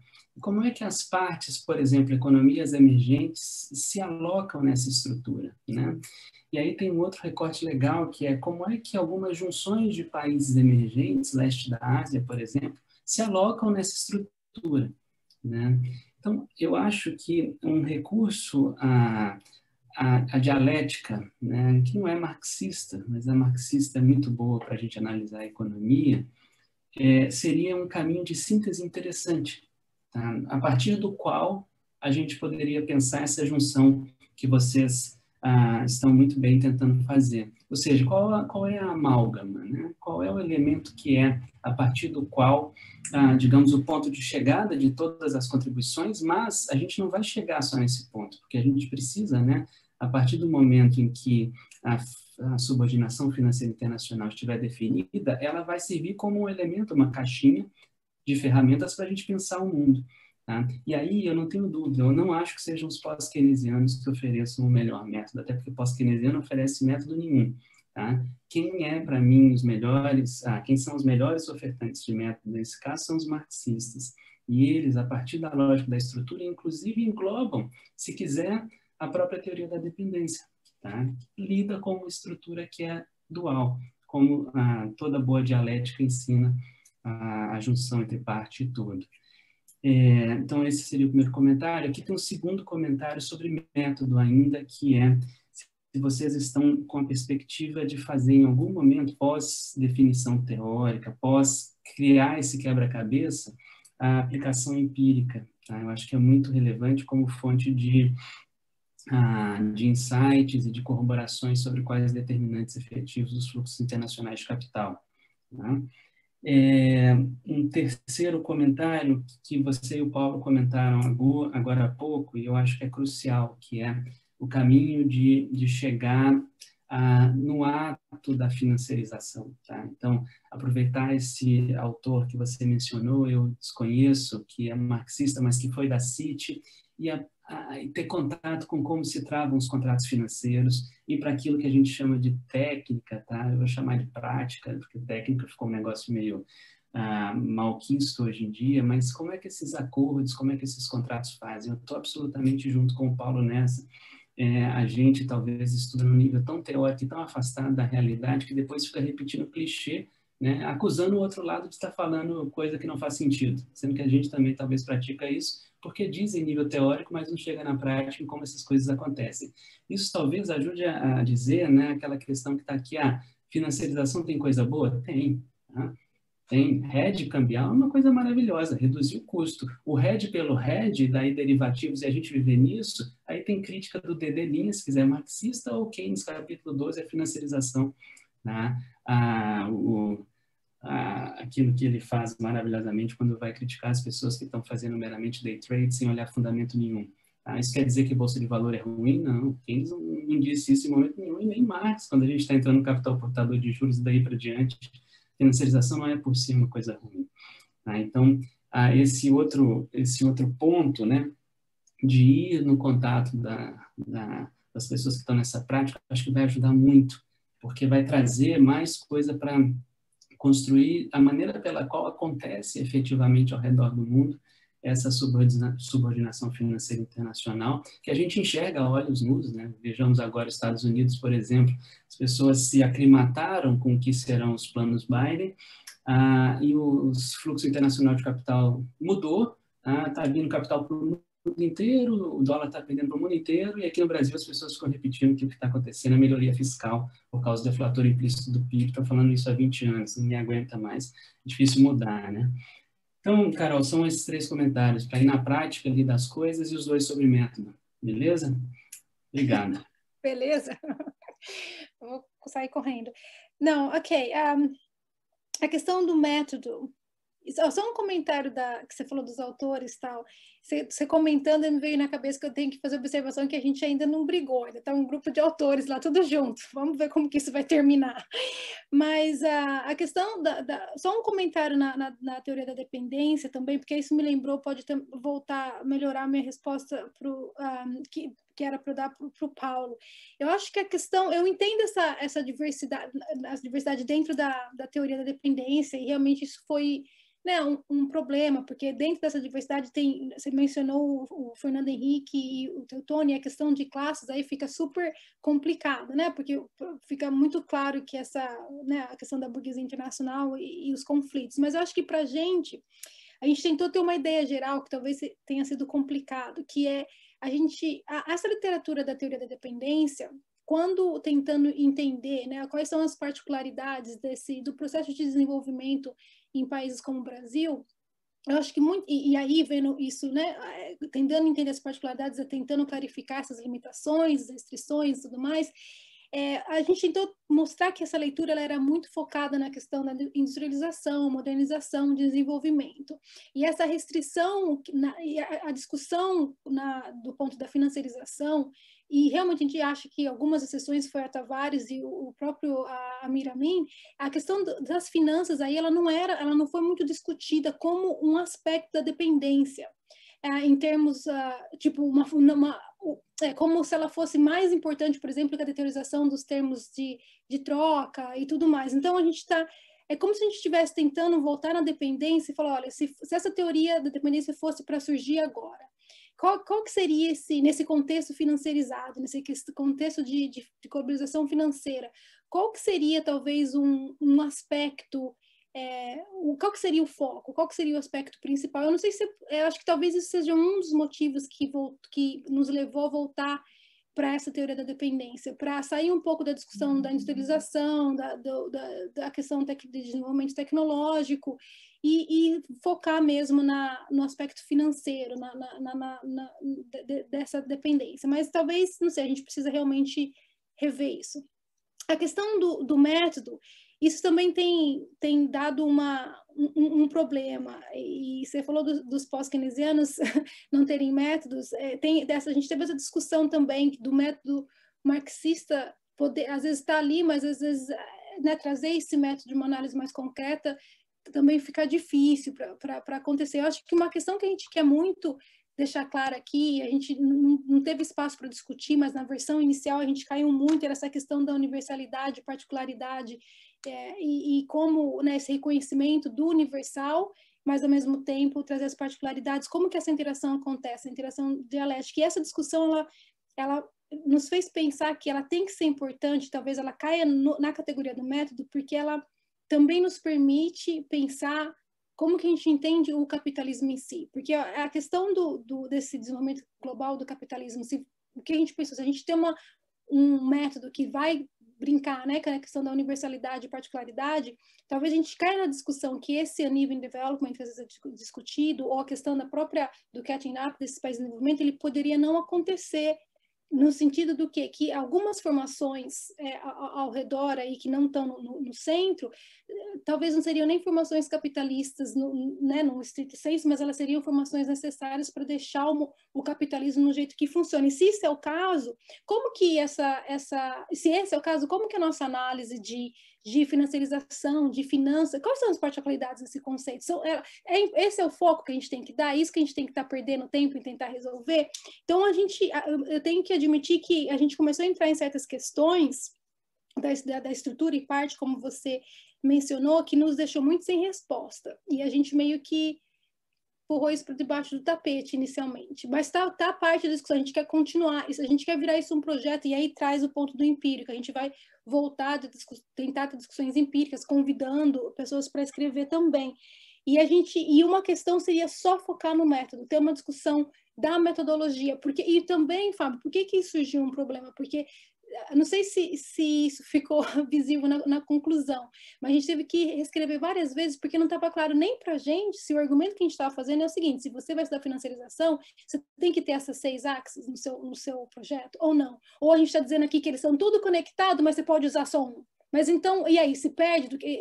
Essa questão de uma framework mais geral se perde? E isso é método, é metodologia. Se a gente não tem isso claro, como que isso vai virar um guia, uma plataforma, um aparato teórico para quem quer estudar financiarização, se a gente não se dedica ao método? Então, isso é uma questão, eu gostei de você clarificar, de você pedir clarificação, porque a gente está debatendo a cabeça muito com esse aspecto, porque tanto é que esse quadro veio disso, porque a gente falou assim, ok, vamos tentar clarificar para a gente, vamos fazer uma taxonomia disso, do que está acontecendo, e a gente achou que do quadro a gente ia poder entrar numa discussão mais específica de método, mas não deu certo.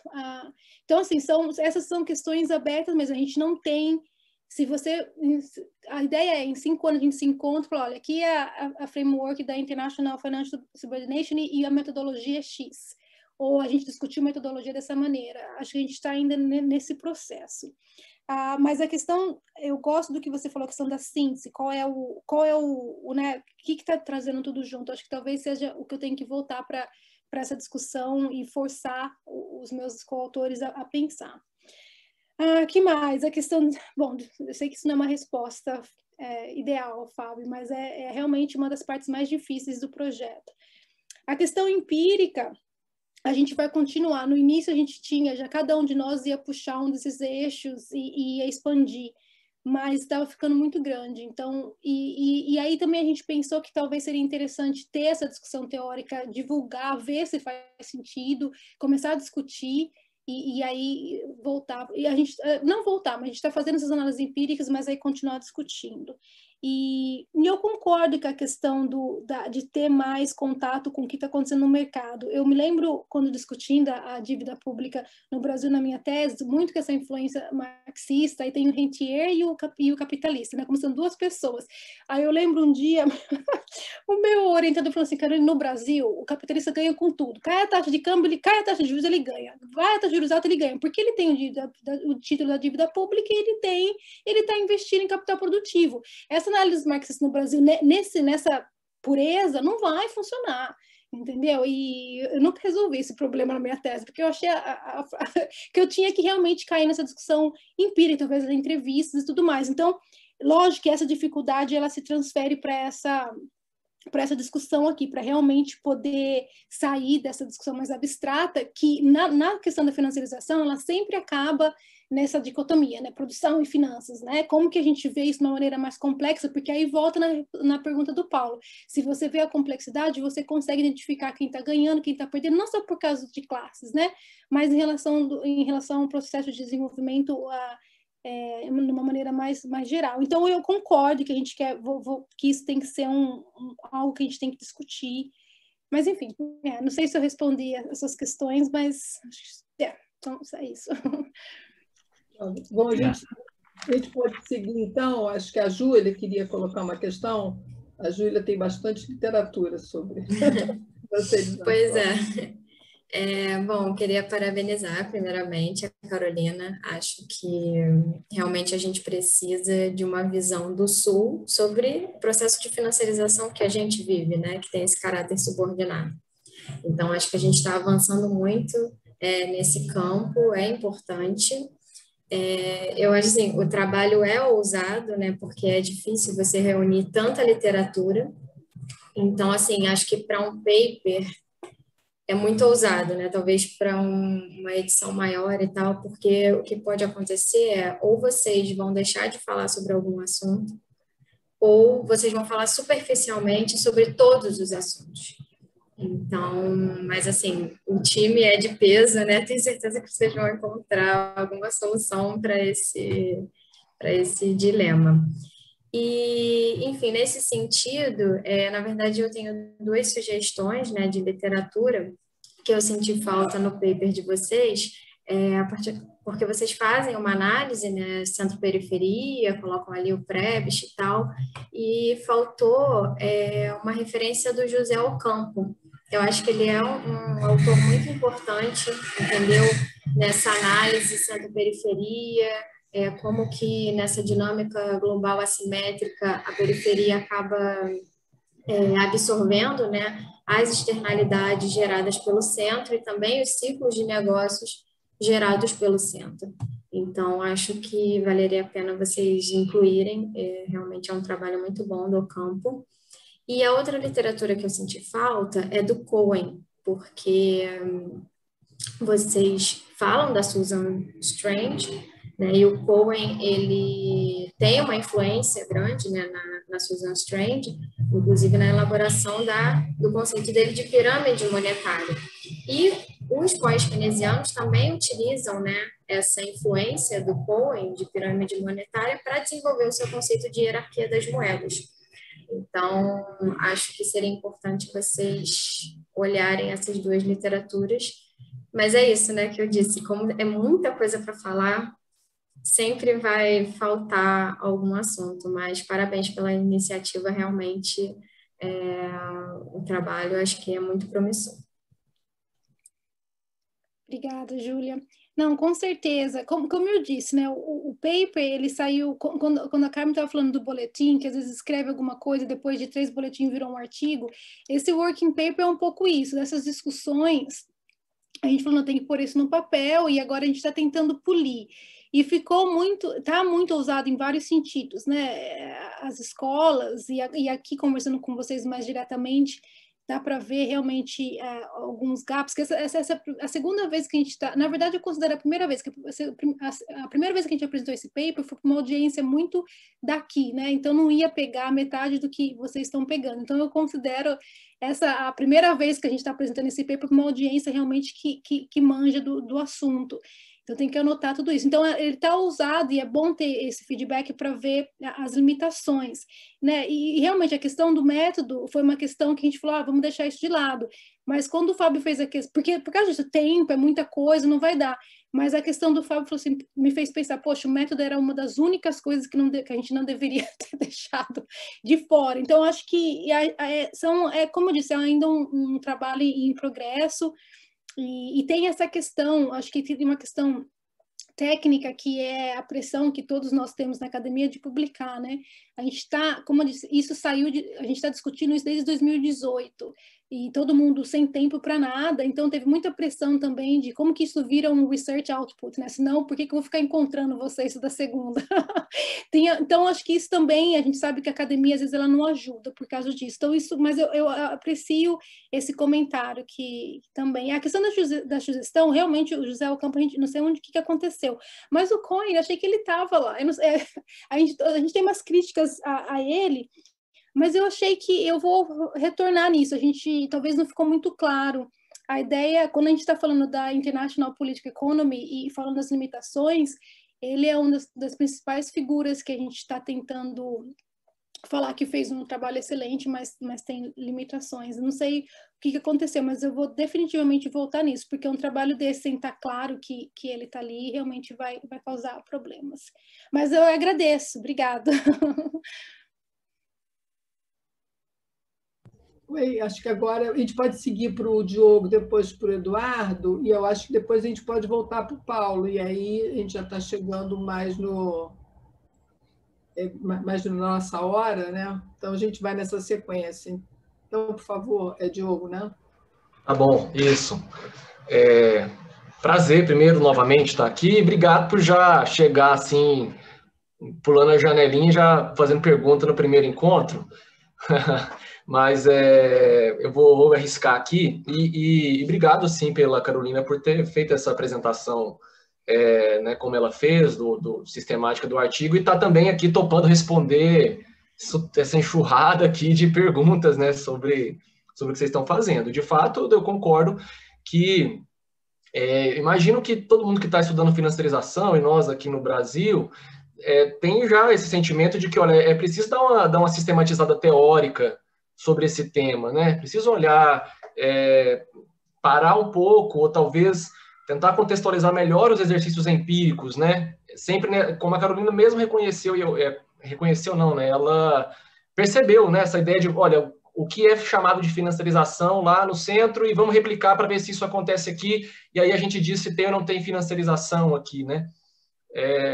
E eu acho que esse desafio, sem dúvida, eu acho que é a questão central para a gente pensar a financiarização nos países não desenvolvidos. Porque é a partir dos nossos problemas, né? É a partir olhando para os nossos problemas, que envolve os temas, né, do financiamento do desenvolvimento, de fazer o sistema financeiro contribuir para a acumulação de capital e não ser uma fonte de extração de riqueza. Enfim, são temas que eu acho que é a partir deles, olhando para os problemas, que a gente pode olhar para o outro lado e ver aonde a financiarização entra ou não, né, na explicação desses nossos problemas.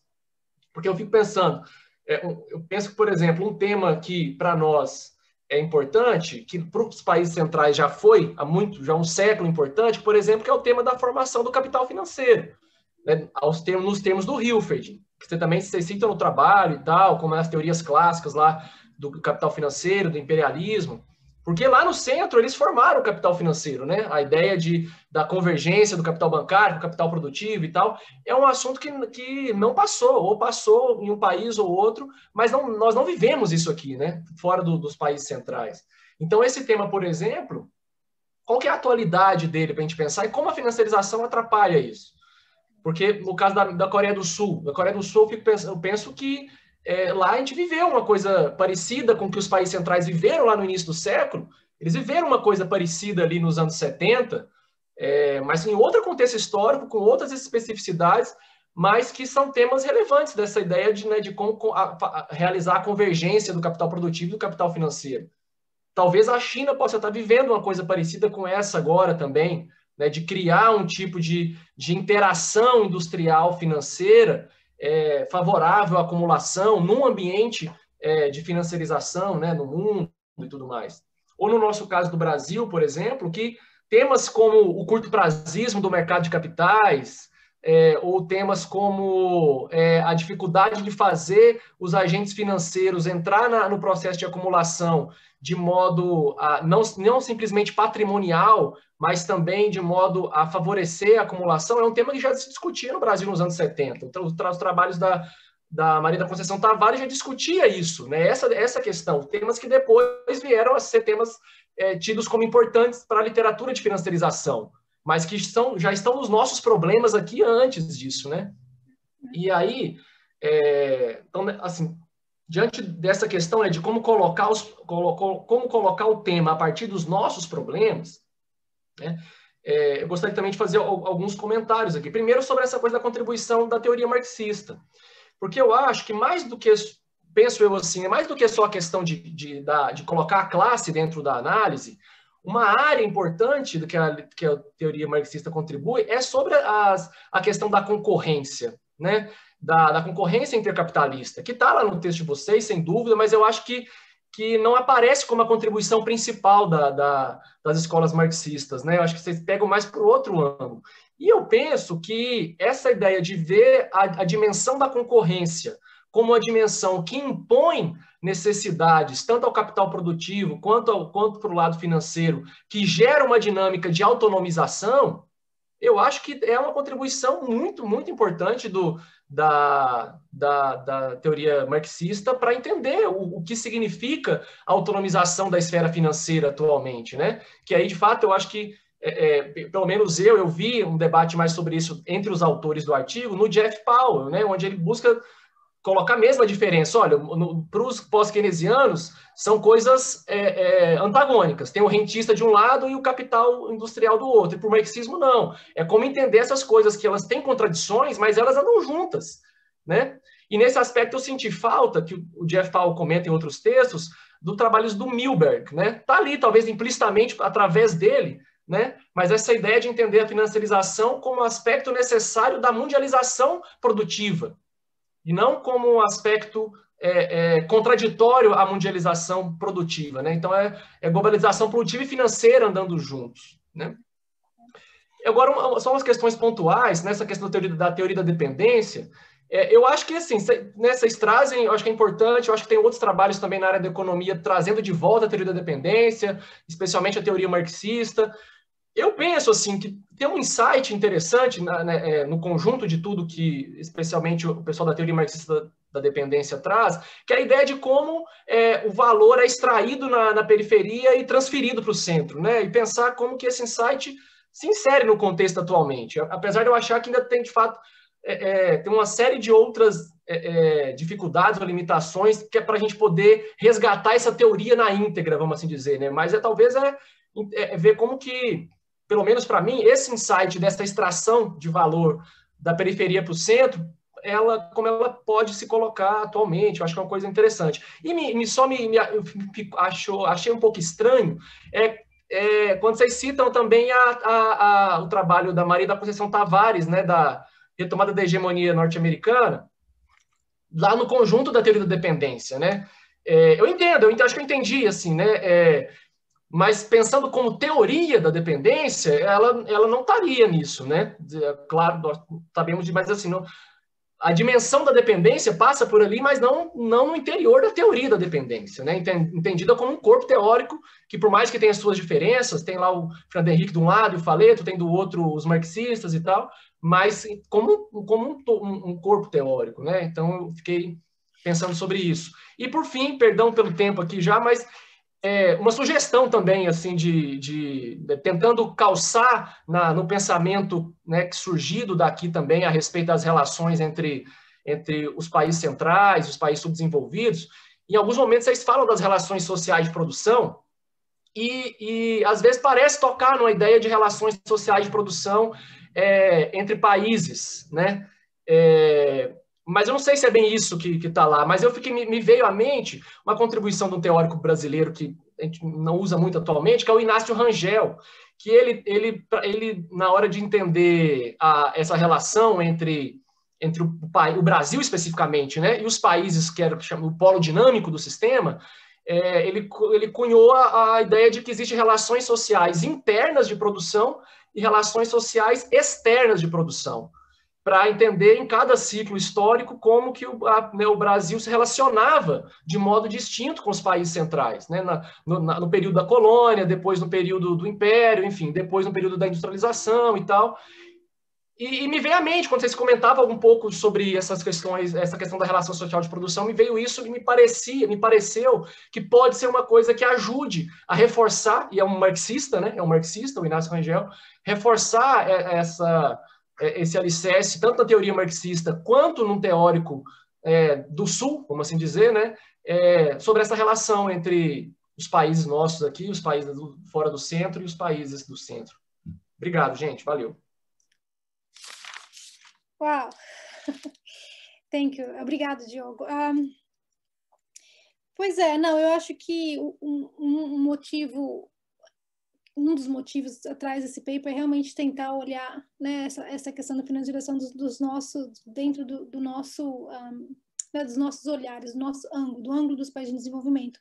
E um dos pontos que acho que surgiu logo no início é interessante que você mencionou essa questão da formação do capital financeiro na periferia, porque a gente entrou nessa discussão, como que isso se dá, né? Inclusive que volta um pouco naquela discussão que eu mencionei sobre liberalização ou não, né? Porque se você olhar para esse movimento do capital, formação do capital, né? A liberalização seria um aspecto, mas essa autonomização do capital ela estaria acontecendo numa modo de produção capitalista com o capital no centro. E a gente discutiu isso em relação, e acho que talvez até entre nesse ponto do Inácio Rangel, porque a gente caiu nessa discussão que talvez seria muito difícil que talvez o que a gente tinha que puxar para não entender esse aspecto nacional, né? Esse aspecto da nação-estado nessa questão da discussão da financiarização, mas ver a economia global inteira como um modo de produção capitalista e como que a formação de capital se dá nesse modo de produção capitalista com camadas diferentes, né? Então, por exemplo, no caso dos países em desenvolvimento, eles não teriam essa formação do capital financeiro nessa maneira que a gente vê na Europa, porque a posição dele nessa economia global capitalista é uma posição que, na verdade, fornece as condições para essa automatização já está acontecendo independente da formação produtiva, do capital produtivo. E lógico que isso foi um boom na cabeça, né? Como que a gente teoriza isso? Mas eu acho que puxar no extremo é realmente tentar entender, né? O que a formação do capital, a formação do capital financeiro nessa ideia de Estado-nação, como que ela acontece, né? E acho que é uma discussão que a gente não resolveu, mas ela está ali, persistente, porque isso entra e por isso que o Estado acabou virando uma das axes ali, entendeu? Não é só o Estado em relação ao papel do Estado, mas a ideia de Estado-nação, o que isso representa na discussão do capitalismo. Então, a gente está ainda tentando se debater com isso. O que eu anotei aqui? A questão da contribuição da escola marxista, Eu concordo, a gente focou muito na classe, porque isso era o ponto, de uma certa maneira, mais fácil que saiu na discussão quando conversando, tentando fazer esse diálogo com os pós-keynesianos também, né? Tentar que a classe seria algo que facilitaria essa comunicação. Mas eu realmente, Diogo, não tenho uma explicação para te dar do porquê que a concorrência intercapitalista não funcionou, porque não entrou. Porque mesmo essa discussão da questão da automização do capital, ele, por princípio, teria que voltar a gente a discutir essa questão da concorrência intercapitalista. E realmente não pensamos nisso, mas vou voltar para o pessoal com essa questão e ver se tem mais contribuições que pode se ver da escola marxista. Eu acho que a gente ficou muito também dependente na escola marxista, não só com a questão da classe, mas a questão de como a escola marxista entende dinheiro, porque a gente queria enfatizar muito essa questão do dinheiro como uma relação social, e aí poder fazer também a relação com os geógrafos, né, que estão tendo um entendimento de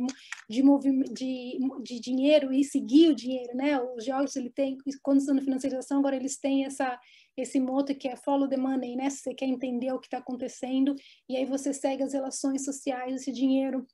E a questão de classe, ela praticamente está né, ela é parte, ela está embebida nessa análise. Então, acho que a gente focou no dinheiro primeiro, aí do dinheiro veio a classe, e a gente literalmente acabou ignorando essa questão, não ignorando, mas não, talvez, dando o peso que tem. E eu acho que talvez isso tenha a ver com a própria escola marxista, talvez, discutindo financiarização, porque a gente, talvez, eu não me lembro, mas isso, né, baseado no meu conhecimento, que eu não conheço tudo, eu não me lembro, lendo os autores marxistas de financiarização, um autor que realmente cai e discute essa questão da concorrência intercapitalista quando discutindo financiarização.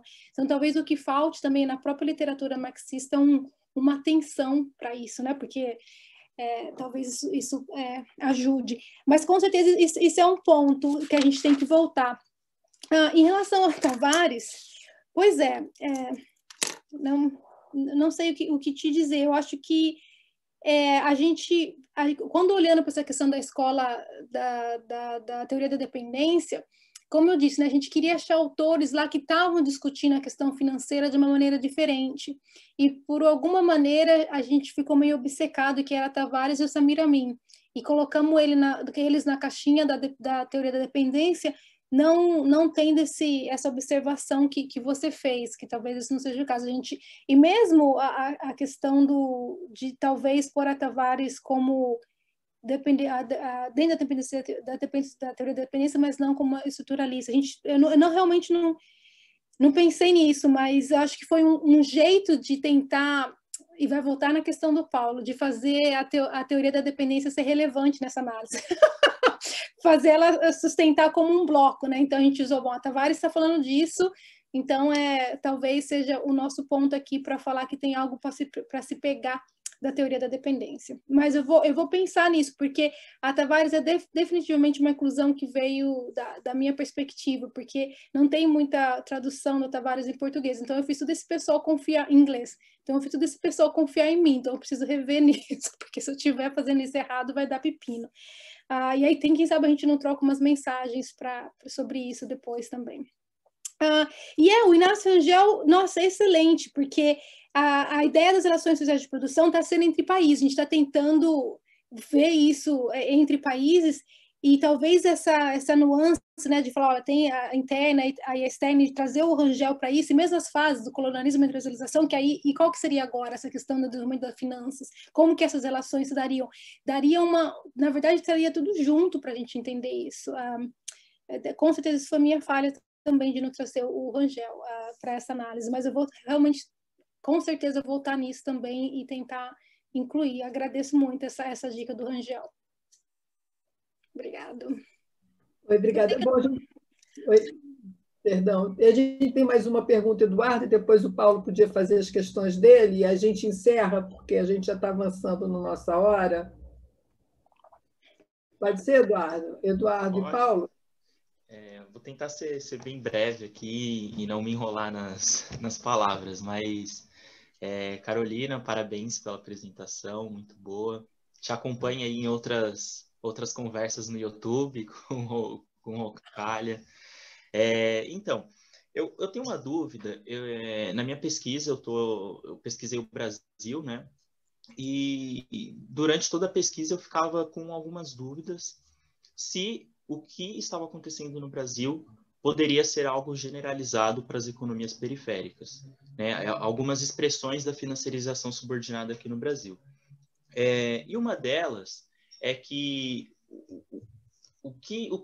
os movimentos que acontecem no Brasil quando tem crises, não só no Brasil, mas também, por exemplo, a crise europeia ali para 2010, 2011, que aumenta as incertezas, a taxa de juros sobe para trazer os capitais para o Brasil e, naturalmente, as empresas brasileiras, né, o setor produtivo, vão se voltando para as aplicações financeiras, né, sobretudo porque as taxas de juros se elevam nesses momentos de maior incerteza.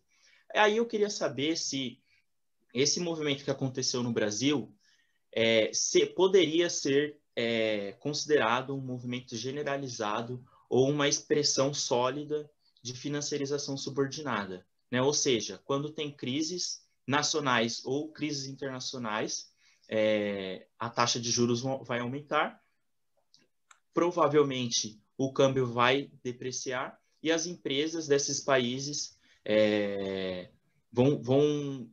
vai reforçar aquela característica do crowding out, né, que Stockhammer fala um pouco. Aí eu queria saber se isso é um movimento generalizado, porque é um movimento que aconteceu no Brasil, mas eu ficava com muitas dúvidas se isso acontece na América Latina, acontece na Ásia, e você aí que está com um olhar mais global do fenômeno, e eu vi que no artigo tem muitas referências de autores que estão tratando da Ásia, da financiarização na Ásia, aqui na América Latina. Eu queria saber se essa discussão chegou a permear nos debates de vocês. Obrigada, Eduardo. Isso. Nossa, eu recebi questões interessantíssimas. Então, essa questão da generalização, ela é muito interessante. Inclusive, antes de eu entrar entre países em desenvolvimento, fazer a comparação entre a economia em desenvolvimento e a desenvolvida, porque é interessante que a discussão da financiarização, quando ela começa lá com o Suíça e outros, tá falando, olha, a taxa de juros está caindo, e esse pessoal, então, vai tentar achar investimento em outros lugares, e aí tem toda essa questão do desenvolvimento do mercado financeiro na época nos Estados Unidos. E, assim, isso é algo que realmente a gente não vê em países emergentes, e aí fica muito difícil, dentro dos países emergentes, ter uma generalização em relação à taxa de juros caindo, e aí essa volta, né, para países, para o setor financeiro, como a gente vê nas discussões mais gerais para países desenvolvidos. E um outro problema que cai aí é o próprio cálculo do que é essa taxa taxa de lucro, não era taxa de juros, taxa de lucro. Então, acho que tem uma particularidade para os países emergentes que não é só essa queda da taxa de lucro e aí a gente vai para investimento financeiro. Então, já tem uma particularidade muito interessante. Agora, esse movimento da questão da incerteza, então a gente tem um aumento da taxa de juros, ela é muito ligada do regime cambial no regime cambial que os países assumem, seguido com inflation targeting ou não, né? Então, numa certa maneira, fica fácil de ver se esse movimento acontece se você já olha diretamente qual é o regime cambial que esses países em desenvolvimento estão assumindo. Então, essa discussão tem muito a ver com o exchange trap, que é uma discussão que os pós-keynesianos acho que a maioria dos pós-keynesianos fazem, né? É muito rica nesse sentido, porque eu daria para fazer uma generalização nesse sentido. Mas, ao mesmo tempo, principalmente como vem para a América Latina, eu acho que essa questão do comportamento dos investidores ele é muito diferente na América Latina e aí nos países asiáticos, nos países africanos. Eu acho que tem uma questão com o Brasil e outros 5, 6 países dentro desse grupo de economias emergentes, que o fluxo de capital é muito grande. Por exemplo, se você pega os dados do fundo da World Bank e o IMF em relação, acho que dentro do Emerging Economies tem 123 países, eu acho, não lembro agora o número de países. E aí você olha em relação ao PIB, essa entrada de capital, você tem o Brasil, se você põe a China, você tem a China lá, acho que tem um outro país da Europa super... um país que a gente não daria nada, não sei se é a Romênia ou um outro, é um país que a gente nunca imaginaria nesse cenário, e aí cai tudo, daí de todos, o fluxo de capital para esses restos dos países é insignificante, é muito, na verdade tem 5, 6 países dentro da economia emergente que realmente, né, que realmente explica todo o que está acontecendo em relação a essa entrada e saída de capital. Então, eu acho que para tentar fazer uma teoria uma teorização uma possível financiarização subordinada, acho que tem duas coisas. Uma, realmente, dentro dos países emergentes, ver onde esse fluxo de capital está indo, né? Se tem a ver com a questão da liberalização, com a questão da integração dessas economias no mercado internacional, que integração a gente está falando? Porque em muitas economias que a integração ela vai ainda se dar muito pelo sistema de comércio. E aí também entra nessa questão como se o país ele é exportador de óleo, ou, né, tem essa diferença também. Então, assim, dentro dos países em desenvolvimento, a gente tem que olhar como que essa integração está acontecendo, né? Quem que são os países que realmente estão envolvidos nesse fluxo de capital que está acontecendo internacionalmente.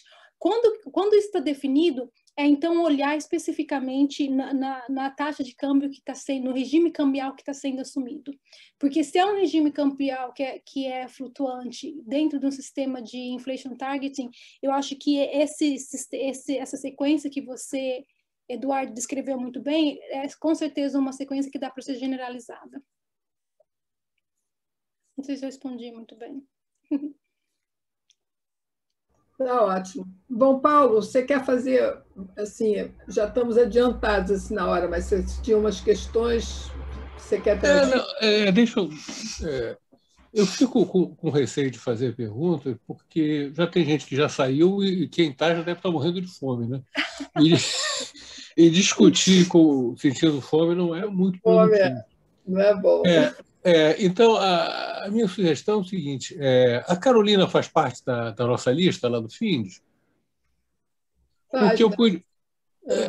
Não faz? Não, mas está super convidada para fazer. Está convidada, convocada.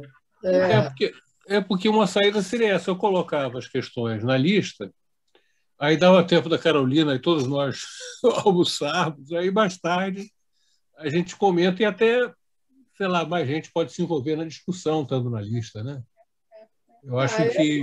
Acho uma ótima sugestão. Se a Carolina está tudo bem, porque a gente já está 2 horas e... então acho que pelo almoço. Acho que fica mais produtivo isso. Eu só queria fazer um comentário. Na verdade, não é para a Carolina, é para o grupo, né? É para a gente pensar, claro que ninguém vai ter essa resposta agora, pensar para trazer para falar nesse seminário alguém do mercado financeiro. Eu não sei quem. A pergunta seguinte mas quem? Eu não sei quem. Mas se a gente ficar com essa pergunta na cabeça, em algum momento a gente vai se lembrar de um nome, né? Uma coisa que eu penso seria alguém da UF ou da UFRJ que foi para o mercado financeiro, ou da Unicamp, alguma pessoa que fosse, de alguma forma, próximo ao FINDE, com as ideias heterodoxas, e que estivesse no mercado financeiro, né? Eventualmente, podia até ser alguém do Banco Central, acho que talvez até seria mais difícil, né? O Banco Central está muito perto do mercado financeiro. Mas eu acho que era bom a gente trazer alguém que seja, digamos, um operador da financiarização, né? Porque aí a gente tem um outro enfoque, né? Eu acho que iria enriquecer a gente conhecer esse outro lado da coisa. Essa é uma sugestão para a gente pensar. Não, com certeza. Beleza, Paula, excelente sugestão. O problema, e depois, mas o que eu quero sempre deixar claro, assim, me ficou bem claro hoje, inclusive na apresentação e nas perguntas, e, né, no todo o debate, é que a nossa pegada é uma pegada macro, né? A gente, claro. Você pode ter assim práticas financeiras, né, bem-sucedidas e que realmente são inclusivas, né, e tendem a socializar, né, o acesso a recursos financeiros, a promover, né, bem-estar e tal, mas a questão é quando isso sai do controle, isso, quer dizer, a questão do Keynes, entendeu? Quer dizer, quando você tem os rentiers dominando, né? E aí é que eu acho que desdobra todas as questões que a Carolina trouxe nessa tentativa de você criar um framework, né, para estudar a questão da financiarização, assim, meio que quase os perigos da financiarização. O próprio título do trabalho é financiarização subordinada. Quer dizer, você já percebe que ser subordinado não deve ser bom, né? Então, a financiarização negativa ela já fica implícita aí quer dizer, na própria tentativa de você teorizar, né? Mas eu acho excelente, realmente, acho que tem tudo a ver com o grupo, e eu acho que a gente pode buscar, assim, esse nome de alguém com essa visão mais positiva, eu acho, que do processo de financiarização, e trazer mais a visão realmente do outro lado, né? Quer dizer, por que a financiarização é positiva, com certeza. Então, é só isso, eu coloco a questão na lista mais adiante, eu acho que eu vou almoçar agora. Tudo bem. Depois eu coloco e queria parabenizar a Carolina. Você vê que a sua exposição foi um sucesso, a gente estourou a hora. Teve uma discussão paralela aqui no chat, né? Do Fábio com o Maurício, que não é muito comum ter esse tipo de coisa. Então, Carolina, parabéns pelo seu trabalho, foi muito instigante e a prova disso, esse debate até essa hora. Isso. Entendeu? Obrigada, para mim também foi. Que bom. E vai ter até uma prorrogação, né? Que vai continuar lá na lista. Tá Inédito, né? Tá vendo? E manter esse diálogo também, porque às vezes eu me sinto nesse grupo com esse peso de trazer tudo que a gente tem de rico na nossa literatura e eu não, né? Às vezes a gente também fala, seria legal ter essa constante troca com vocês, né? Para esse trabalho sair excelente. Tá. Isso é o que queremos também. É o que queremos, claro. Que venha muitas outras vezes e que participe, né, mais do grupo, vai ser excelente para nós. Mas, gente, então, todo mundo com fome, a gente agradece a todos, em particular a Carolina, pela excelente apresentação, pelo instigante paper, e a gente se vê daqui a 15 dias de novo. Nosso grupo se reúne a cada 15 dias, sabe, Carolina? Então, Fernanda, vamos mandar para ela, né, a nossa lista e tudo, né? Ela entrando no nosso grupo, no WhatsApp, ela já fica ciente do que está acontecendo. Então, agradeço, parabenizo, e foi uma satisfação ter você aqui. Ficamos muito honrados de saber que quase somos pioneiros na apresentação do seu trabalho. Tá bom, gente. Valeu, gente. Obrigado. Tchau, boa tarde. Até mais, um abraço. Falou.